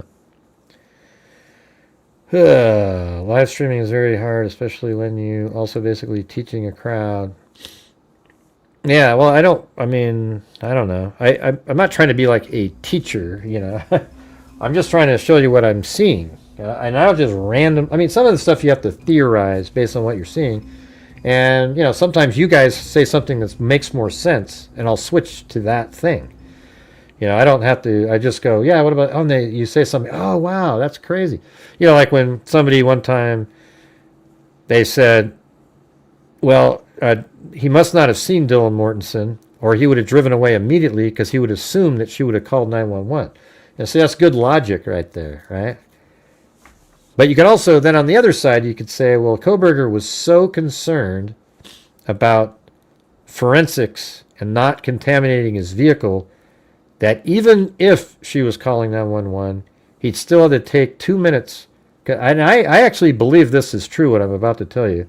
I think Kohberger timed how long it would take to get from the police station on the quickest route to that house. And so he knew that when he was leaving, he had a specific amount of time, and that's why he was right on the edge of that time, and he drove away so fast, and he went onto Willanta Drive behind the house back there. Because from above, this is what it is right over here. So let's just time it. Let's just do this for the hell of it. Let's just do a map, and let's just see what it says. From the police station, which is right, I think it's right here. Here it is. All right, so let's say directions from here, put it right in there, to right here. I'll just go right there. See, 3 minutes. Boom. Just absolutely nailed it. Look at this right here. He's right there. Boom. And he knew he had to get the hell out of there because he was right on the edge. In fact, he left the house. Listen to this, you guys. He left the house at 4:18 and left at a high rate of speed 2 minutes and 47 seconds later, which is right outside. Now, police would be going a little bit quicker, something like that, you know, so maybe it was even like, so he's probably like 2 to 3 minutes. And look at how, and this is another thing to look at here, right? You probably don't see other channels talking about this stuff. So see right here how he took that and they went to Taylor Avenue even, not on Lauder and then that little crazy little turn there. So right to Taylor, boom, boom. Now, guess where Kohberger went? He went this way.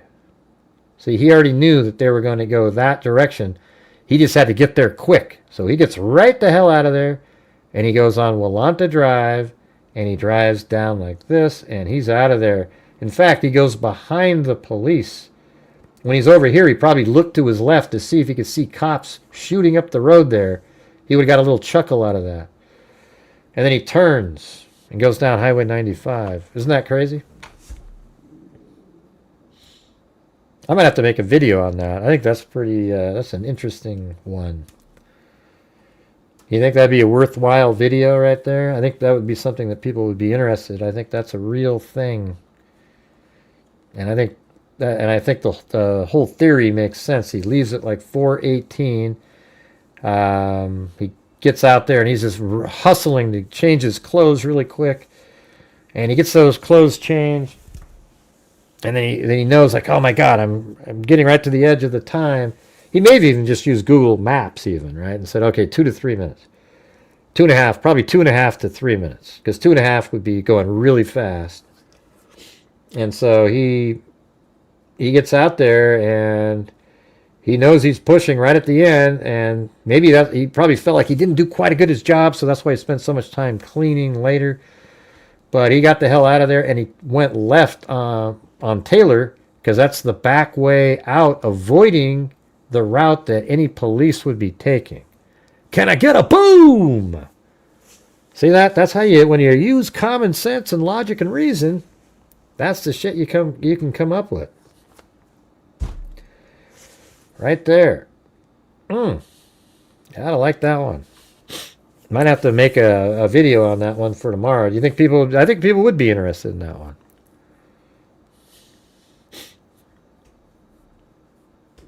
Might only be like a 10 or 15 minute one, but there you go. Maybe I have to maybe I'll put the animation at the beginning, and then he kind of do the whole animation run through again, and then he exits the house, and then I could even use the like my 360 and say, like right here is where he was. You know, what do you guys think? Do you guys think that sound of a car is actually is something that he was doing? Like, or is that even a car? It does sound like a car though, doesn't it? I mean, and it's just a short move, like a burst of a car. It's almost like he was like, okay, I'm ready. And he moved his car because he hasn't contaminated anything yet. He just moves it down to a better spot to get the hell out of there quickly. You know, like he would stop back here to observe the house often, because he did turn, right? So what if he was back there and he goes, okay, he moved to there, went down by those trees, simple walk into the house, and when he leaves, boom, he's right back to his car. But now he's got to, because he wants as much time in his car as possible to, do the blood spatter mitigation. So he doesn't want to spend time. I think it's ludicrous, actually, that he would park back here and sneak through the woods where all kinds of branches and things could snag on his person. Don't you think? Look at right here, you guys. This is what it looks like. I just want you to really, take this fence out. That fence was not there. And you park right there. You just step down twice. I was there with Amber. She was there. And you can see, you just walk straight around, unobstructed at all, and you're right inside the house. And when he left, he goes right back to the car that was there, and he's out of there. And maybe that's what that sound was. Oh, I'll be back if you want me to. I'd love to hear Kohberger's prison grievance read by AI in Morgan Freeman's voice. Alice Shawshank Redemption. Oh, yeah? All right, let's try it. I'll do it, man. I'll do it. Let's see. Decipher.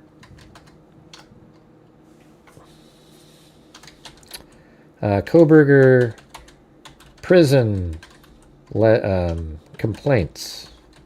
Complaint letters. All right, let's see. Kohberger 20 right here. Here's what's publicly reported. What the prison complaint letters reveal. 1.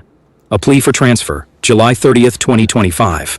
In a handwritten note submitted on July 30th, just days after being placed in the J block at the Idaho Maximum Security Institution.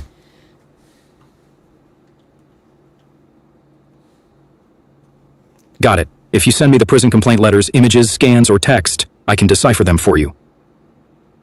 Do I have Morgan Freeman? I don't know if I have that one. I have Snoop Dogg, though. I don't know if Morgan Freeman's in here.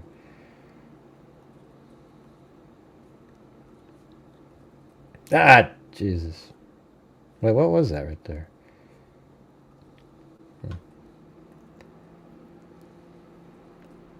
Perfect. Thanks for uploading.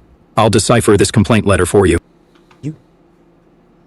Deciphered letter July 30th, 2025. Who wrote it? Brian C. Kohberger, IDAP 163,214. From MZJ2-33 Idaho Maximum Security Institution. Addressed to Deputy Warden Dlive. What Kohberger wrote residents concern? He's asking to be moved out of J block, tier 2 and into B block. Citing.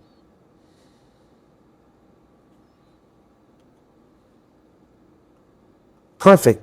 Thanks for uploading. I'll decipher this complaint letter for you. Deciphered letter July 30th, 2025. Who wrote it? Brian C. Kohberger, IDAP 160.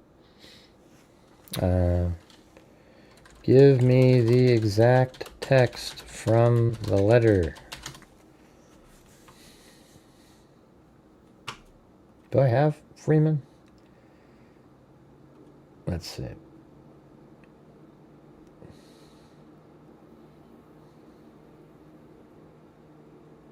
I don't know if he's in here.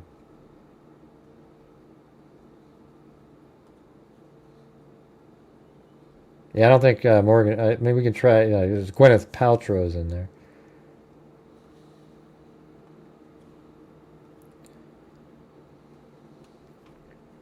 As I continue the SPI phase, I wish to discuss if I may be transferred to another AC6 setting, such as B block, not engaging in any of the recent flooding/striking, as well as being subject to minute-by-minute. Yeah, I guess Morgan Freeman is kind of the whole point, right? I could see that, like he's in Shawshank Redemption, you know.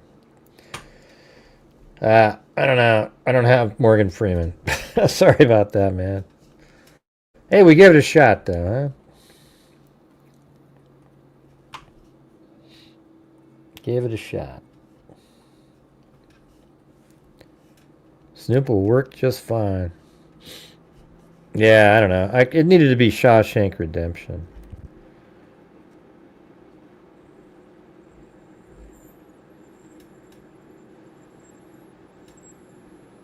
Right. That's right, Mike. The Duramater. See, the thing is, in the listen to this, you guys. In the Jodi Arias case, check this out. See, the medical examiner had told the head detective that he believes that the gunshot wound would not be immediately fatal. and that he would have been able to move around.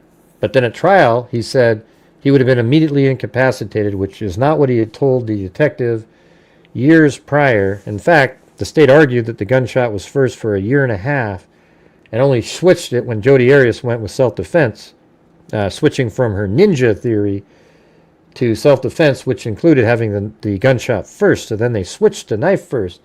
So at trial, you have the... Imagine seeing this, you guys. You have the medical examiner up on the stand, and this is what he says. Listen to this. He said twice he made these errors. First of all, he said, well, the brain was decomposed. It was like a liquid. You couldn't even analyze it. And then in your mind, you're thinking, oh, wow, that's crazy, man. It was like liquid.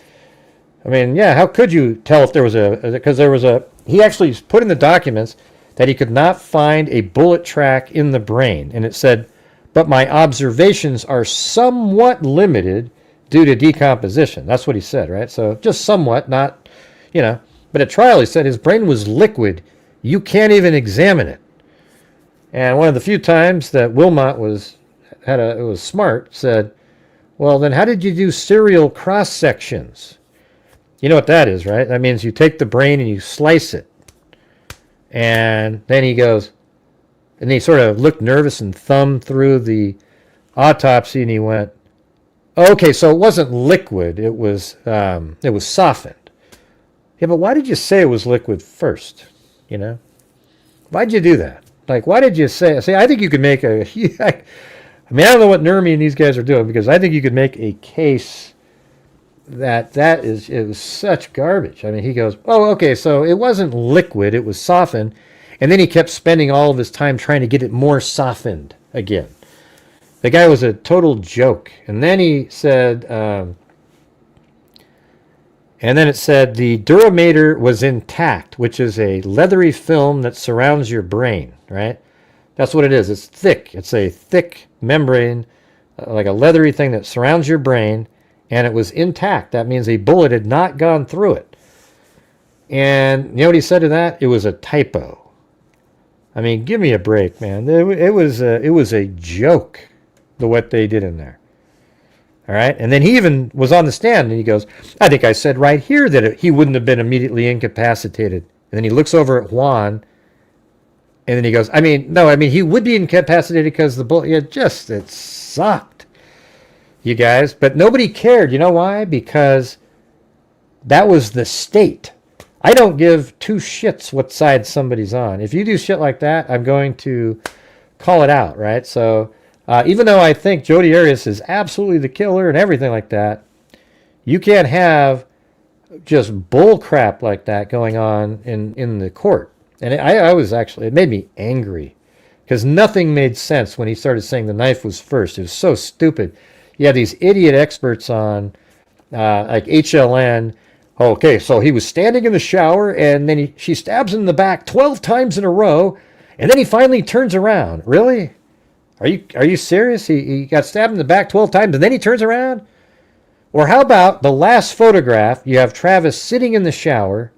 Arias pulls out a gun and shoots him in the head from the side, and that's the exact same angle as the bullet trajectory. It goes down and it misses his brain, but it's like being hit by a boxer. You're knocked out, so he goes down to the ground, and then he starts making his way to his feet. And she didn't shoot him again because there was only one bullet in that gun, and I think she was going to try to make it look like a suicide and leave him in that damn shower. And so she was going to leave the gun there, but instead he survived, and then he started crawling around in the bathroom, and she had to improvise and go get a knife, and then came back, and he was standing at the damn sink, for God's sakes, looking at himself in the mirror, because the sink is filled with like blood that dripped out of his mouth in the sink. And then he coughed up a little bit there, and then she came over there and stabbed him from the side. Then they fought all the way down the hallway. She eventually gets on his back, stabs him in the back a bunch of times, pulls his head back, and almost cuts his head off. She was a psycho, right? But then her instinct kicked back in, and she wanted to get it back to the original story.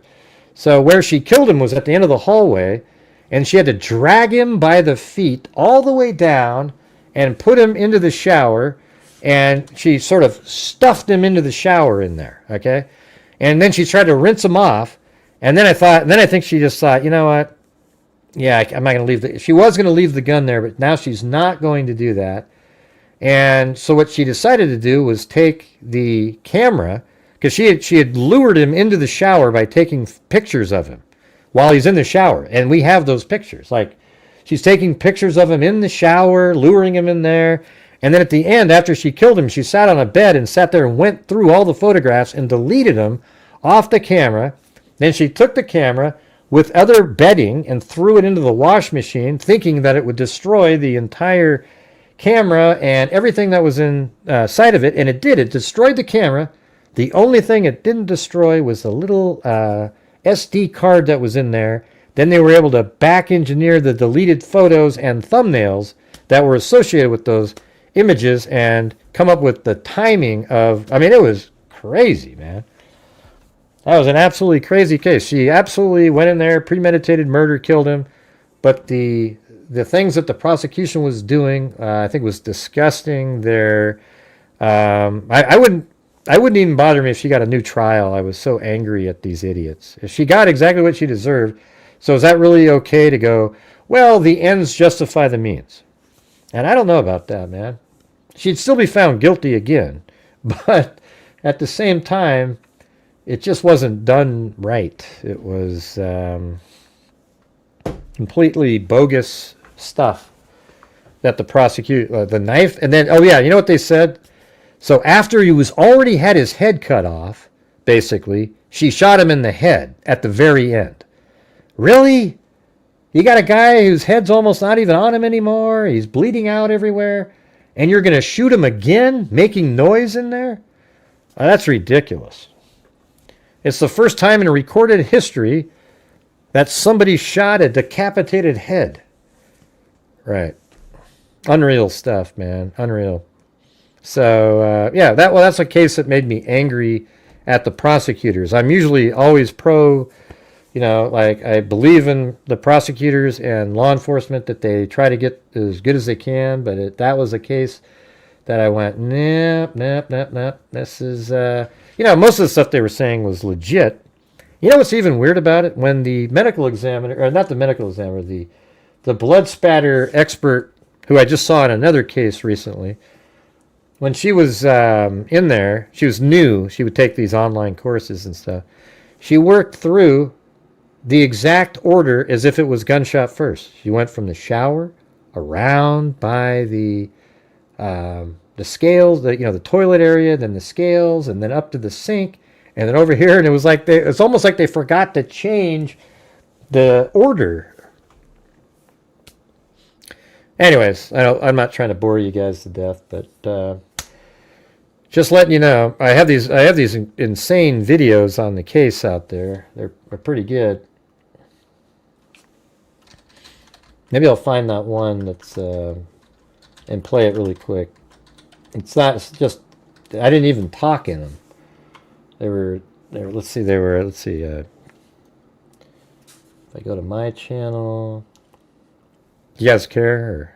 Or yeah, Jodi Arias is a nut job. I made videos that would make fun of her too and stuff. It's just her stupid artwork that she did, just tracing what other people did, just garbage.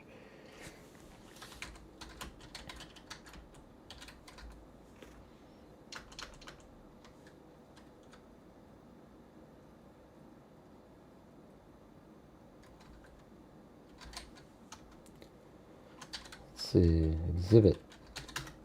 Yeah, I guess those are all gone now. I don't know where I put them somewhere. I might even have them on my computer.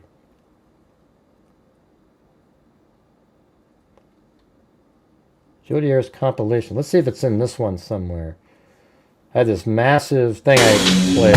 Nobody watched it. It's only got 1.6 thousand views because you don't cover what everybody. Yeah, I mean, see, look at this right here. Like, that's where she almost cut his head off right there and then dragged him all the way back down that hallway there. I mean, just a nut job. I'm trying to find... Is this the one? In any public... Oh, yeah, right here. Are you... Next... Do you see that? So, it's inaccurate. Give testimony on and given an. You heard him testify. See, I thought this was another one where Flores was lying up there. It was crazy. About whether or not after incurring the shot to the head, Mr. Alexander could be conscious. Do you recall being asked that? Yes. Okay. And you relayed, do you recall relaying the opinion that Mr. Alexander would be conscious after being suffering the shot to the head? Yes, but that was my opinion at that time. That was your opinion, but what you were, so you weren't relaying Dr. Horn's opinion as you said during those transcripts, you were relaying your own? I would say that was my understanding of what the situation was. Because of what Horn told you. But I'm not the doctor, I'm not the ultimate decision maker on that. So your claim here today is that when you were at this important proceeding in this death penalty case, you were giving your opinion as to what you thought Dr. Horn might think, as opposed to when you were testifying, you told the parties involved there that you'd spoken to him and this is what he believed. That was my understanding. You also gave opinions about that supported this theory that Mr. Alexander had been shot first, correct? Yes, I do recall that. Okay. I mean, specifically you talked about that he aspirated blood over the sink, correct? Yes, I do remember that. And what does that mean? Right. Aspirated blood means blood being aspirated through the mouth and through the nose and onto an object such as the sink or the mirror in this case. Okay. So now you said, it was your misunderstanding of Dr. Horn's testimony and that sort of thing. And you said you weren't sure if you were here in court, but in these court proceedings, is this the first you've heard of a different story being told about when the wounds occurred? No. You've heard about it before? Yes, during Dr. Horn's testimony. Okay. I thought you were talking about another testimony Dr. Horn gave, but I was here during his testimony the other day. So just on this, Okay. in this so during trial, this trial, Dr. Horn's testimony, you were here, right? you wouldn't have talked to him about it I want to be before? accurate this time. The lead detective. he And doesn't- you heard him testify then bullshit. that he hadn't spoken with you the day before the hearing, correct? Objection. This states his testimony. No, it doesn't. No, it doesn't. He did say that. Sustained. Yeah. See, even the judge is like, I didn't, you know. You heard him also testify that says some of the things that we just talked about not losing consciousness, how that was something that he would never have said. You heard him say that? Yes. Okay.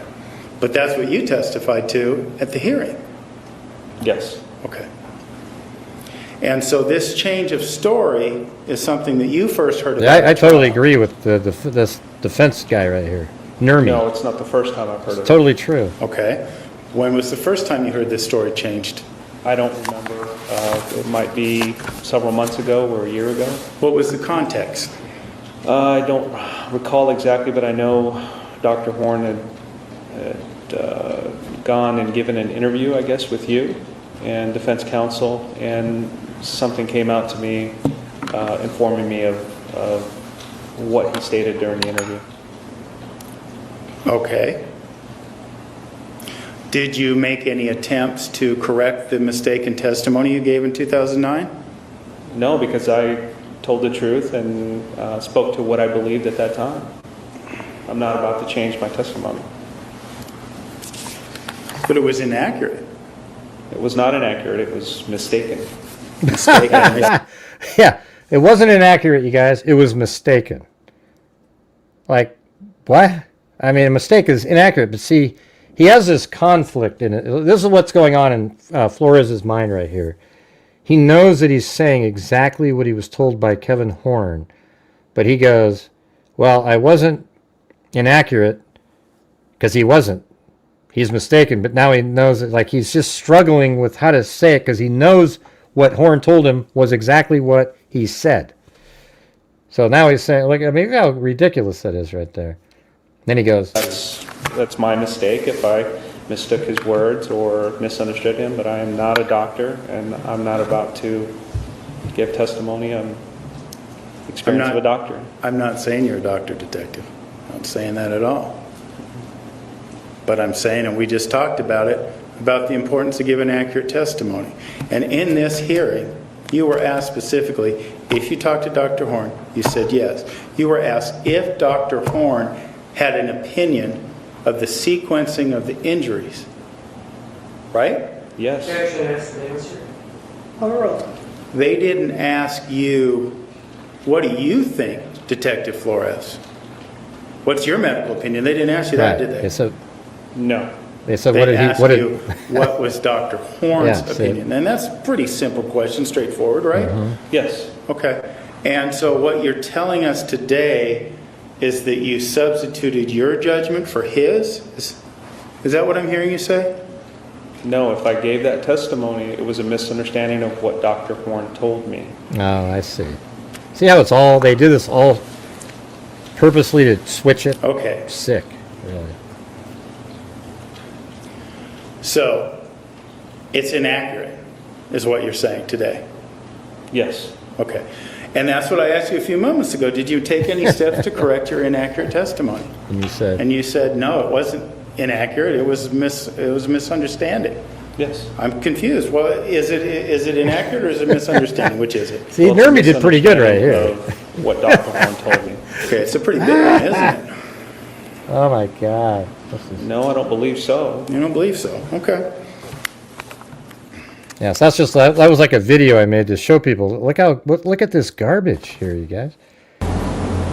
To orient ourselves, this is Mr. Alexander's head, correct? Yes. Blood right there, right? Yes. And that's his foot, correct? Yes. It's kind of crazy. And given It's the like way a that wide the angle lights lens. are in this particular photograph, the bathroom is in this I actually direction, figured out where correct? this picture was taken without the new images. This is my animation. Look at this thing. So this is wrong here. This is my first visualization of it. But it was kind of like that. Same hallway and everything.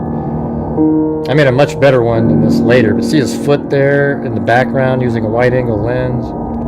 So I was really close here, but it was actually much further down the hallway. I make a better video than that later. Let me see if I can find that one. Is it this one? Oh yeah, that's one right there. This is the best video I ever made on the Arias one right here. Video will attempt to prove the precise It has this crazy little voice that I used, but just listen to it. location of Exhibit 162 presented in the Jodi. So this one I figured out exactly where this image was taken in that hallway, right? This is why you guys love this channel, man. This is the shit I do. Listen, watch this. Arias trial. While it was obvious that the photograph was taken in the hallway with the camera pointed away from the bedroom and towards the bathroom sink area, the precise location was hard to determine because the background was blown out and the details were hard to make out. Like, see that image right there? This is what we got as the public. You can see this is Travis's head, like blood coming over his shoulder, his foot back here. Can you see that? It's weird looking, right? Because that's his big toe. But it's a wide angle lens, so his foot's really small in the background, laying on the carpet, on the tile. But I go through this and I tell you exactly where it is. It's pretty crazy. Watch this. Any publicly available examples. Before beginning the analysis, it's important to know the elements of the photograph. In the original public image as seen here, there has been much wild speculation over the years as to what is actually seen in the photograph. The first thing we notice is the striped sweatpants and a zipper is on the far left. Then we can see Jodi's foot probably covered with a sock. Then we notice the gruesome sight of blood coming over the shoulder of Travis. You can make out the crown of his head as well. Travis's arm is up in the air. You can also see Travis's right foot in the background with a gap between the big toe and second toe. The image was taken at 5:32 and 16 had him controlled seconds. with a gun and shot him in the head. That's how. Exhibit 162 was filmed using a Sony Cybershot DSC H9. The image was taken while the camera was upside down. Even the slightest nudge of this particular camera will, in that position, snap a picture. For the purpose of this video, the image will be rotated and lined up horizontally with the floor grout lines. On February the 16th, 2016, the book, Conviction, by Juan Martinez, the prosecutor in this case, was published. This book contains a much higher quality image of Exhibit 162 than had ever been seen by the public. That's so good. The detail in this image was startling.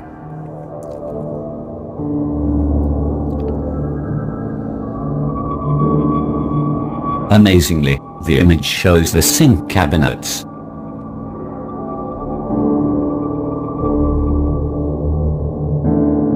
The pictures on the far wall. If you look closely, they even have the same color pattern of a dark area in the lower left.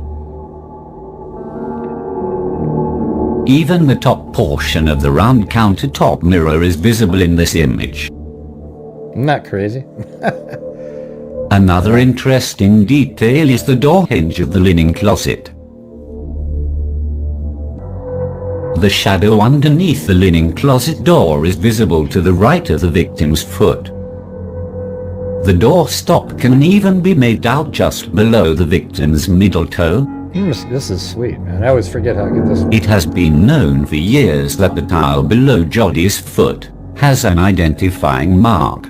Some refer to this mark as the squiggly. Yeah. Many tiles in the bathroom have this mark.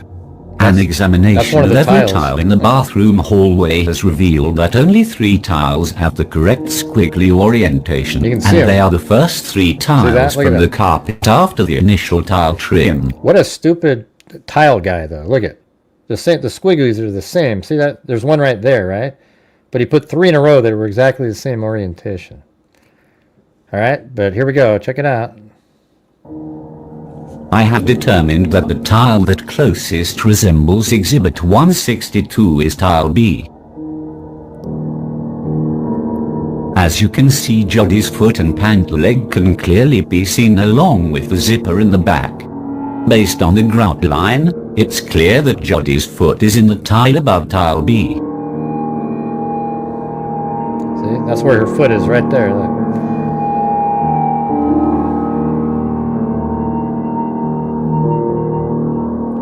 Look how good this shit is right here. Watch this.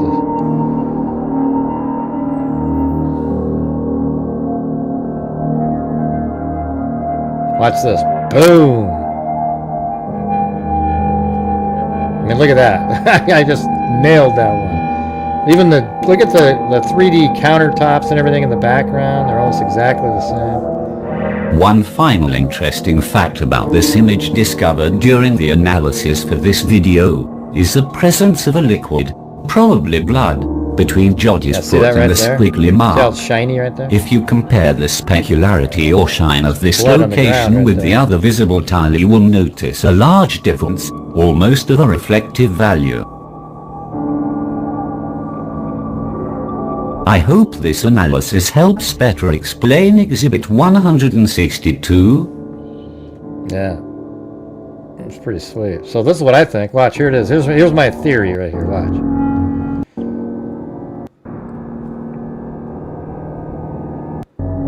Yeah, so he has him in a seated position in the shower, just like this. Boom. Shoots him in the head. And it doesn't go into his brain. It just goes right in the front part of his forehead and comes out by his left cheek, right? Just like this. Look. It goes through his nasal cavity. That's why he's bleeding a lot. But look how it misses right there. Goes right in like that. See that? And then it comes out over here on the left side of his cheek. And then there it is. The Flores supplemental. August 28, 2008. One single gunshot wound to the right brow, projectile recovered in the left cheek. There's the actual bullet hole inside it on his head. The initial report from Dr. Horn was that the gunshot wound to Travis's head would not have been fatal. The gunshot would have possibly disabled him temporarily. You see that? That's like he's still alive. It wouldn't even have been fatal, for God's sakes.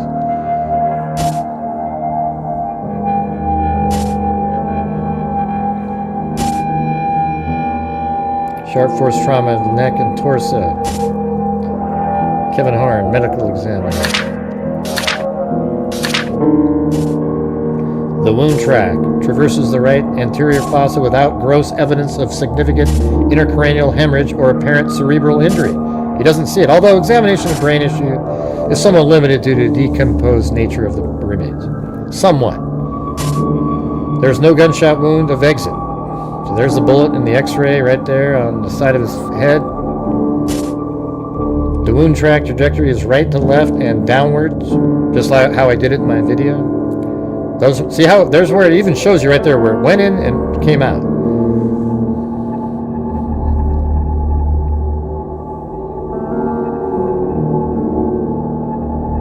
You can see how that would miss a brain.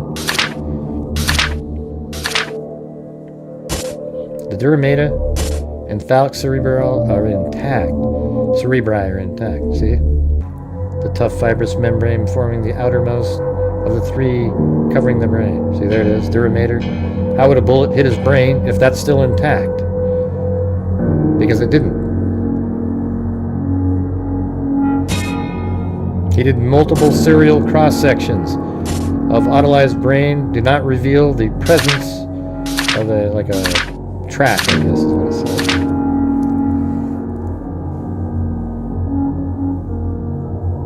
I'm speculating Jodi tells half-truths to weave in a story. See, I think it's true. Watch how Jodi's talking in this one. She's like, I put together a montage of clips from the interrogation that showed Jodi Here, on my knees, and his bathtub is right here. I think this is real right here. And I was just going through the pictures, and I heard this loud ring, and... Well, not that part, but... I don't really remember, except Travis was screaming. This part here coming up. Putting my hand on his back, because he was on all four of his knees. He was like on his knees like this, doing something like this or something like that. I think that's real right there. And I like... After he got shot, he was Travis doing that. was screaming the whole time. He wasn't screaming like a girl. He was just like he was in pain, like he was like shocked, like you know. He wasn't really moving though. He was just staying kind of still on the floor. Because he'd been shot at this time, right? Yeah, but he was still alive. He was still conscious even. Like... Still talking. Oh, he wasn't talking or saying much, but I could tell he was breathing. See, doesn't it sound like she's kind of telling you the truth about how he was in there? It's wild. He seemed like he was breathing calmly, I think. He wasn't like... He was just there. I really remember. Because it's easy to tell that if you're lying, if you're telling a truth, you just say a different reason of why he got into that state.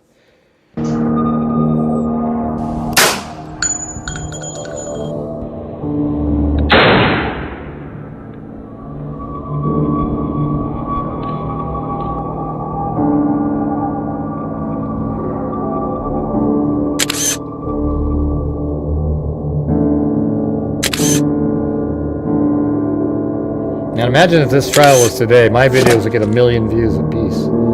These are like, just, you know. See, look at how he moved around. This is how his body was moving around. There's blood droplets all the way around here. Probably kicking him and stuff in the head over there.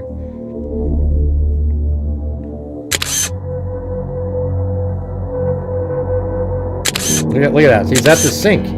He was standing there looking at himself in the mirror. And there's a bullet shell on the ground. See, they said that the bullet, the casing being in the ground is the whole thing, man. Oh yeah, as long as it's in the ground, it's... But I will say you do because you should. Oh, that's a letter she wrote. Imagine downloaded.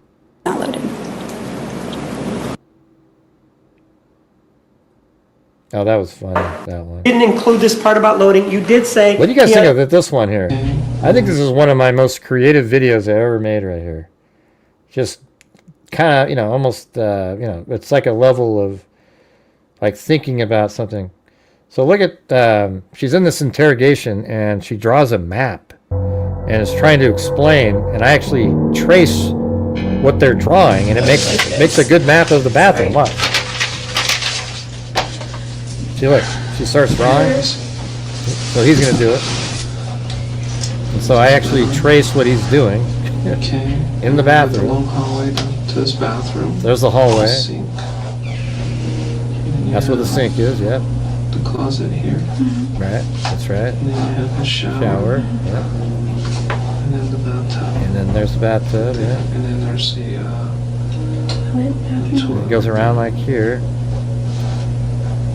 Okay, this is the sink. The sink and everything. This bedroom is actually there's a closet door. And then while she's telling her story, I put these little characters moving around on the screen. And so his closet is kind of like this way. So I ran this way because he was walking Yeah, this now way. she's She using was the same already thing right you handed her. there. And then he stopped me here, and he said, You gotta admit, like, that's pretty "No, cool right no." there. And That's so long ago, it was like 10 years ago. Travis is But here, that's, or somewhere whereabouts, and he left the room for a minute, and I didn't have my stupid phone because it wasn't charged. anyways, And that was just kind of Travis's phone like was downstairs, the and I didn't concept know of it. It goes on and his on. roommates, I didn't think. You know, go through it, and basically, I put all the little characters where Yeah, they were saying there was a male and a female, I and Jodi. Assuming from what you're telling me, she was the aggressive one. Yeah, so it's out there. Oh yeah, look at this. So I made a almost like a video game version of it. Watch Alexander's. I don't know where bedroom, and I talk in this one, but I don't even remember.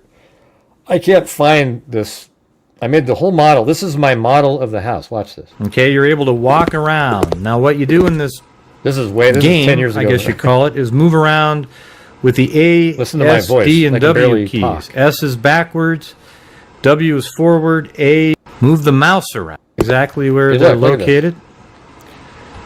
And if you look on the floor Isn't that there, crazy? you see a Like, camera. able I to think walk that's around basically where the in the camera scene. was when it took the shot. Image 162, exhibit 161. Feel like he's in the All shower right. there. Now, the interesting part about that is Jodi claims that she was kneeling down on that mattress right there, fumbled the camera, and it went off just to the right here to the tub, and that's how that image got taken. Well, how is that even That possible? guy sound different back The then. camera is way behind her head and in the air. Okay, she said she just fumbled it right next to that mat, and then it rolled to the right there. And that's That makes- accurate how I have him in that bathtub. That's how she put him in there, stuffed him in. Makes no sense at all. So Or in that's the another shower. lie. Not hard to find when you're talking about Jodi Arias. I know. I think I was like, hey, I don't know. I just talk differently. or something. Okay. Here's the mirror right here. You can't see a reflection of yourself, but you can see, a different angle using the I mirror. think that's pretty sweet, though, that I made this. Okay, and you can open up, again, you can open up all these doors. Maybe Yeah, I don't know. I mean, I'm just older now, too, so. we'll open up these so we can see the route that Jodi Isn't that cool, took. though? I made a little thing you could walk around in on This your is own. what she claims she did. You can jump up and down. Jodi claims she was kneeling down there, then Travis picked her up, threw her on the ground, then she got up and ran this direction. Okay, went into the walk-in closet, and then over here she jumped. Now the space bar allows you to jump, so she jumped, grabbed the gun, went out this Wow, this entrance, is perfect. turned around, and fired at him as he was following her. That's and that's crazy. just not, that didn't happen. Okay. But right in this area. I think it was one of the first I times think I I- ever tried to talk, so I just didn't even know what I was doing. Have some good tools to make. Oh yeah, here's what she said she did. Wow. So I made a video of her theory, what she told people. Here, watch this. No, that's a different one. That's where I almost made this video, but that's where she had him. She was like stabbing him right there and almost cut his head off. And he's naked because he was just in the shower. But here's her theory right here. This is what she said happened. Look how stupid this is. Watch this. That one's not too bad. Yeah, I like that one. A 5-year-old could hold it better than that. You're an idiot. Just because of dropping the camera, he does that, right? Then she runs around. Instead of leaving the house, she runs back into the... Shuts the door, then jumps up to grab a gun that she didn't think was loaded. Come here! That's her story right there. Is that the dumbest thing you've ever heard in your life?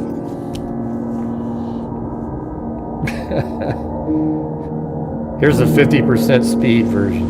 That one's not too bad. Yeah, I like that one. It's hard to get all this animation in here, but yeah. That was pretty good, I thought, that part. And the sound effect there. If Dlive could hold it better than that, Yeah, I couldn't get his hands on her or anything like that. But... And then he stands there after he throws her down. And then she runs away. And then he goes, oh, now I'll start running. And then why wouldn't he just go back to the closet after she turned to the right?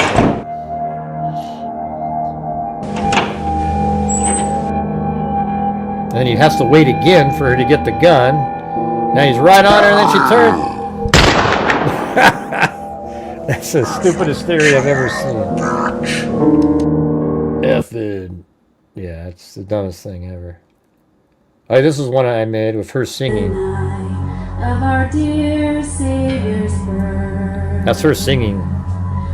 Long lay the world in sin and error pining till he appeared. This was just sensationalism here. Standing in the kitchen. Or the bathroom, I mean. She does show up on the reflection in the mirror, though, see? A new and glorious morn. Fall on your knees. Oh, hear the angel voices. Oh, night divine. Oh boy. Boom chakalaka. Anyways, hope you guys thought that was interesting. 70 of you left, but those are some of the good videos back then. There's some, if you go out on my channel and look up 300, like Arias 360, I have some really cool videos where you can you're in the bathroom and you can look around wherever you want to look around. It's pretty crazy. Just like like this video, how you can look around. It's just like that.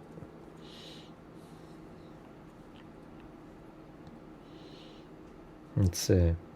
All right. Anyways, I want to say thank you in here to. So we had Brown Eyed Girl who gifted 5 memberships, and then CR gifted 5. And then Allison Mox, and then Allison Mox gifted 5. We were on this gifted membership train, and then Claire Marvel, Carol Lehman, Allie Kate gifted. I did a cat eye donation, very cool. Self-esteem, and then we have Claire Marvel, then Dave Mack, then Tracy gifted a membership. Then we had Rebecca, CR gifted 20. Okay. I mean, that's great. So 25 memberships she gave tonight. I mean, that was so nice. And then we have Mary Bezick, then Kimberly Hunt, and then CR with a super chat, and then Kathy Giles gifted 5, then Callie and Deidre Gambrel gifted 10. I mean, that's a cat eye. And then Brown Eyed Girl gifted 10. Again, I mean, just so kind. Richard Watts, then Dixie Hippie, Mike Weber, Patty Johnson. So I gave out I said, if you guys donate up to 500, I'll donate 1,000 to Nick Mac. And you guys did that. So very cool. Thank you. And then Brown Eyed Girl did a cat eye donation. So that's basically her and CR are basically even at this point. And then CR did another cat eye. Just crazy. Ann Bezick, Scott's Garage, and then David Hart became a new member. Then Patricia Grizo, Scott's Garage, Jareth King, Sarah Shroom, Wool Lab, then CR gifted a membership, Roger, Linda Howe, Larry Fuller, and that's Linda Howe is in Linda Moldenhau of the cattle mutilations. And then we've got Larry Fuller, Kim gifted a membership, Marcy Gilmore, Amy's Justice League, then Courtney cuts hair. We all determined maybe she cuts hair for a living. Then Lainey Carter, Dale Gallio, and then Jessica Schubach, Thea Roy, Lisa Valenzuela, Wool Lab, Esther M, M10, then Dale Gallio gifted a membership, then Dale Gallio just got a job, did another one, and then David M did a cat eye donation, then Mark Ferris, and Lainey Carter. All right, freaks. Very cool. So we've already given out 1,500 this month. Pretty good on the 20th, but on the last day of the month we have one last night, like a push at the end of the month, and then try to donate thousands more dollars. I'm hoping to do, somehow if I can get to like 5,500, that'd be sweet, but I'm eyeing 5,000, so that'd be 3,500 more at the end of the month, which would be pretty sweet, right? Then we kind of would be up into a good number for the year if we can just kind of keep things going a little bit. All right. So anyways, thanks everybody for being here. Hope you guys found those old Jodi Arias videos interesting. I made some on the McStay family back in the day, if you're ever interested in that one. That was pretty crazy. But yeah, I love. I wish if the Arias case was today, and I was posting it would be the biggest case that there ever was on television. Even way bigger than OJ, all those other things, and it was already so huge back then. But imagine, and I wasn't even a YouTuber who cared. Like none of those videos were monetized. Some of them had 1 million views. I mean, it's the stupidest thing. But imagine if that was today. Those videos would be. They would just, I just can't even imagine. I think 2 million views for some of those because of what they were showing. And I would be on HLN every, Core TV, like every night with my 3D models saying, okay, look, see, here's what we're looking at here. Here's what we're doing here. It would have been awesome. Oh yeah, if it was today, Jesus, that'd be so big. But, that's not how it went. It's not how it went.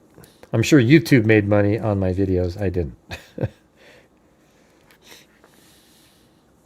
So anyways, thanks everybody for being here tonight. Appreciate all your support. Thank you, mods, for all you guys do. Hope you're okay out there, Paulette, and everybody else who's not feeling good. With Georgina Stoliker, everybody put in some positive vibes for her out there. She's been doing like radiation and stuff like that, so she hasn't been feeling well, but apparently she watches sometimes.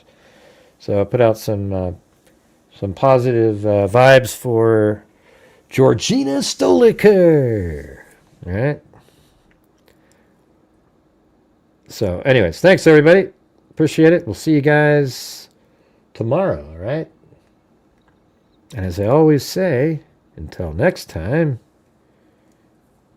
Yeah, they don't show crime scenes like that. Be safe out there. And a 1 and a 2 and a 3 and a... Oh, okay, first of all, I have to go to here. Then I have to go to here. Yeah, I've been doing this true crime thing for quite a while now. And during this whole time, I have not seen one person.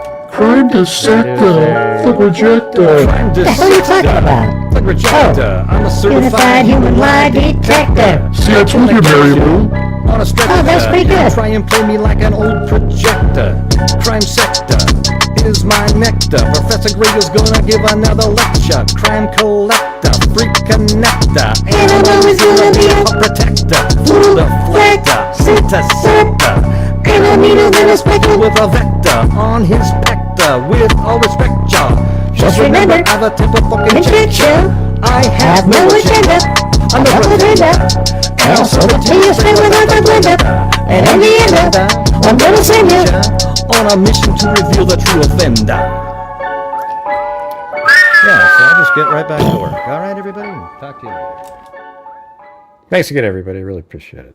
And Be safe out there.